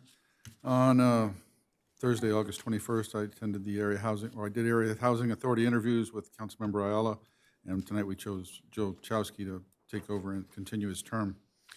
On Tuesday, August 26th, as Councilmember Lister mentioned, we gave our congressperson a tour of our senior center and got her to watch the Meals on Wheels and food deliveries. She actually did a ride along with Meals on Wheels drivers to see what it's like to hand out the food to the elderly, and also trying to get her to give us more money for that project. On Wednesday, excuse me, August 27th, I attended the grand opening, even though it's been there a little while, of the Sunray Senior Daycare Center, along with Councilmember Ayala and Councilmember Lister. On Wednesday, September 3rd, I attended the EAC meeting for SCAG, Wednesday night up in downtown LA. Thursday, September 4th, I stayed downtown and went to the SCAG Regional Council meeting. Came home and was lucky enough to be invited to the Simi Valley Music Concert by Councilmember Lister. It was a very nice event. I love film music. I love soundtracks. It was very good, and it was amazing being in that building. It sounded very well. I mean, it sounded really good. The building isn't built for that. That's what I meant. On Friday, September 5th, I attended the Ventura County Transportation Committee. Oh, I should talk about, on the SCAG meeting, we did discuss, everybody remember, we're 3 years out from the Olympics. They're hoping to get a plan, they're gonna have a plan in place so the traffic will not be overly abusive to us, I guess I should say. They're doing a pretty good job, and there's more stuff gonna come forward on that. But remember that we are going to be involved in that. Our transit, our moving goods around, it's all going to be affected by the Olympics. And the Olympics and the Paralympics are occurring 3 years from this summer. Friday's Ventura County Transportation Committee, we had a comprehensive transportation plan amendment, which is basically just talking about transportation infrastructure in the county. The biggest deal that was talked about during this whole thing was the fact that we're actually finally starting to get the Sespe Creek Bridge fixed. So that's going to be fixed, get that railroad back up and running, get everything happening over there by Santa Paula, Fillmore area, and get those trains out of people's yards, hopefully. So we went from there to the Ventura County Emergency Preparedness Plan for Rail Safety, which is just basically keeping our stuff safe, and also using our regional transportation assets in cases of an emergency, like when we had the mudslide in Santa Barbara, and we transported people back and forth with our buses. So that's the kind of stuff we were talking about on Friday. After that, I did run over, because we had a grand opening during my VCTC meeting, and I did have the certificate, because I picked all 3 of them up. I didn't know we had one on Friday. And I jumped over to the, I'm having trouble spelling it, Carnelian Learning Place over by Baja Fresh on Madera, and dropped off their certificate form and learned that that was a very cool place for parents, new parents and toddlers to go and have classes, teach stuff together, spend more time with the kids in a learning environment. Very interesting. On September 6th, I attended the 25th anniversary of American Vision Windows over on Madera. That company's done a lot for this city, and it's great to have them there, and they're staying there. And at 1:30, I was over at the Hive, the new drinking establishment where JRB's used to be. They were taken over by a couple of folks that own a bar over in the valley and have done very well there, so hopefully that'll transfer over here, and I hope they have a lot of success. And that's the end of my report. Thank you, Mayor Pro Tem Judge. Thursday, August 21st, I attended the LA Business Journal Valley Women's Leadership Symposium and Awards with City Manager Samantha Argabright. Samantha sat on a panel and did a wonderful job of representing us. And then I had the pleasure of presenting an award to one of the honorees. So that was a great thing. We had other people at the table, met a lot of good people, and I think it's an event that was well worth going to. That evening, I had a couple of things. I had the opening of the first meeting of the new Citizens Academy. So we got to welcome them and give them thank you for deciding to try that, and hope to see that they will have a great time and they'll learn a lot, and I'll see them at the end. I was able to run over, that was at the police department, so I was able to run over to the preview party of the Legends of Soul. Those two ladies that performed were absolutely awesome. It's Motown era music, and they will be doing a fundraising for Meals on Wheels December 6th and December 7th at our Cultural Arts Center. They are two distinctly different shows, so you can go to both of them. But it's a really big deal for us trying to raise some money for our Meals on Wheels. The two ladies that were singing were absolutely fantastic. They do a great job. They're not just singers, they're entertainers. So they talk to you and such. I'm sorry, it's at the Santa Susana High School Performing Arts Center. I said our Cultural Arts Center. Santa Susana's, they have a beautiful Performing Arts Center, and it holds more people, I think. Yes, it does. So that's why we're having it there. Thank you very much. But I think I encourage everyone to go. I think you'll really, really enjoy it. On Friday, August 22nd, along with Councilmember Ayala, we attended the CME Film Fest, CME Film Commission meeting. It's with the Chamber of Commerce, and we include business owners, property owners, the owners of Allied Studios, and that, so that we get together and try and really promote film Simi Valley, which is one of our priorities this year. On Thursday, August 28th, I attended the VICA Luncheon, Valley Industry Commerce Association. It was at the Skirball Center. It was their annual luncheon. They invite all the local electeds, and you get 90 seconds to promote your city. So our 90 seconds was why film in Simi Valley. So it was a great event. I met a lot of other council members from other cities and a couple other people. Waste Management was represented. They were a sponsor. Met some other people there that could be very beneficial for us in the future. So I look forward to going to that again. On Friday, August 29th, myself and Mayor Pro Tem Judge and Councilmember Ayala were invited to attend a Simi Valley PD recognition for our narcotics unit. So the Los Angeles FBI Assistant Director came and presented certificates to various members of the narcotics unit, past and present, for the multi-year task force that they helped, not task force, multi-year sting they worked on, which ended up with 68 defendants being arrested from the white Simi Valley or San Fernando Valley white supremacist group. So, and they have over 76 counts of federal indictments against them. And the majority of that was done because of our narcotics unit. So they did a really great job, and it was really, they were very honored to receive a certificate from the FBI and to be recognized for that. So great job to them. On Wednesday, September 3rd, I had my EDC Executive Committee meeting in Camarillo. And then Thursday, September 4th, I had my weekly touch base with City Manager Argabright in the morning. And then at that evening, I attended the symphony, the Simi Valley Film Fest Symphony. They were wonderful. They were absolutely wonderful. And what Mayor Pro Tem Judge was saying, the acoustics there, you would have thought they would have been terrible. And it was actually very good. So it was very enjoyable. All the movie reels they did. My favorite was Schindler's List with the violinist solo.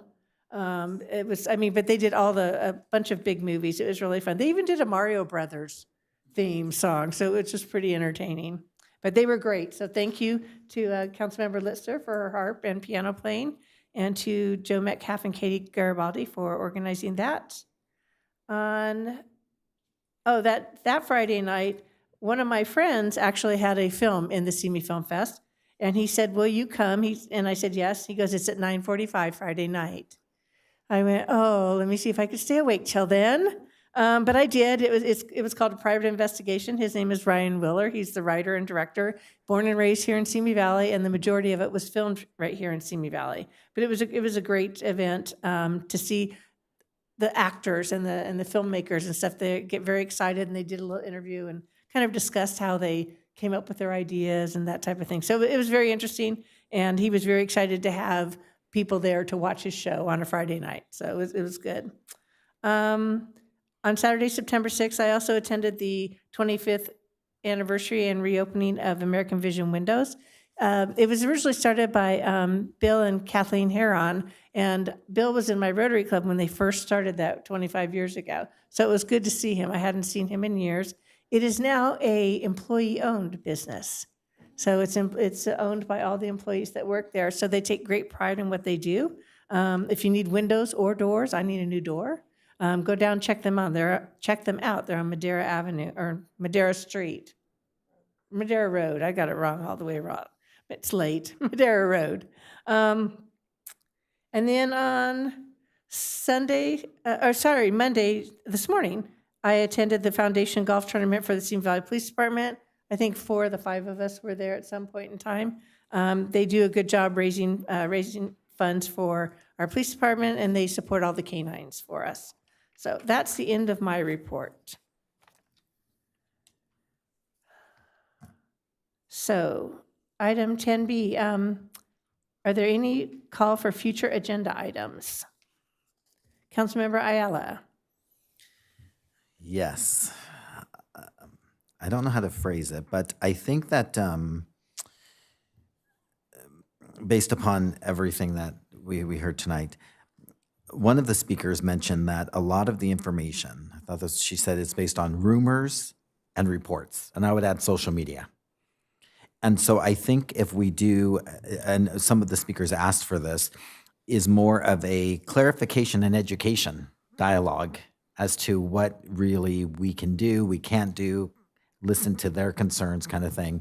I don't know what forum that takes place or how that ends up coming together, but I think that we should put that on the agenda to at least get to that spot. I think we had somewhat spoken a little bit about a presentation or informational stuff. So I'll second that and work with the mayor, or excuse me, the city, and work with the city manager to get something on the agenda as a start. Councilmember Litzner? I would agree, and I would think that the part that education too is what the police can and cannot and does not, what their involvement is, just so people understand how that works, because there's a lot of rumor milling. Yeah. Good information to be out there instead of innuendos and misinformation. Thank you. I would also like to add something I would like to put on the agenda. I've been working with Supervisor Parvin and speaking with her on the studios, and we've been talking about how Santa Clarita has an overlay of their studios, or there are parts of their city where filming can be done. So the county has already asked for a request to extend from 90 days to longer. We have 76 Ranch that's in our sphere. And so I would like to possibly get an ad hoc committee together and work with you, the city manager, to possible annexation of that property and apply some type of a studio overlay, or movie overlay. It's something we can. Santa Clarita already has it. It works great. So why reinvent the wheel? But we can possibly look at them. So a discussion on it. And I would absolutely second that. I think offline is good, but I think it also needs to be something publicly discussed as well. Perfect. City manager's looking at me going, what? There's some other stuff, other information? Yeah. Okay. Okay, we'll do that. We'll discuss that. And then if we need to, we'll put it on an agenda item. All right, thank you. Okay, anything else? All right, thank you. We will be adjourning our meeting tonight in memory of the victims of the tragedy in Minneapolis, Minnesota. So with that, we're adjourned.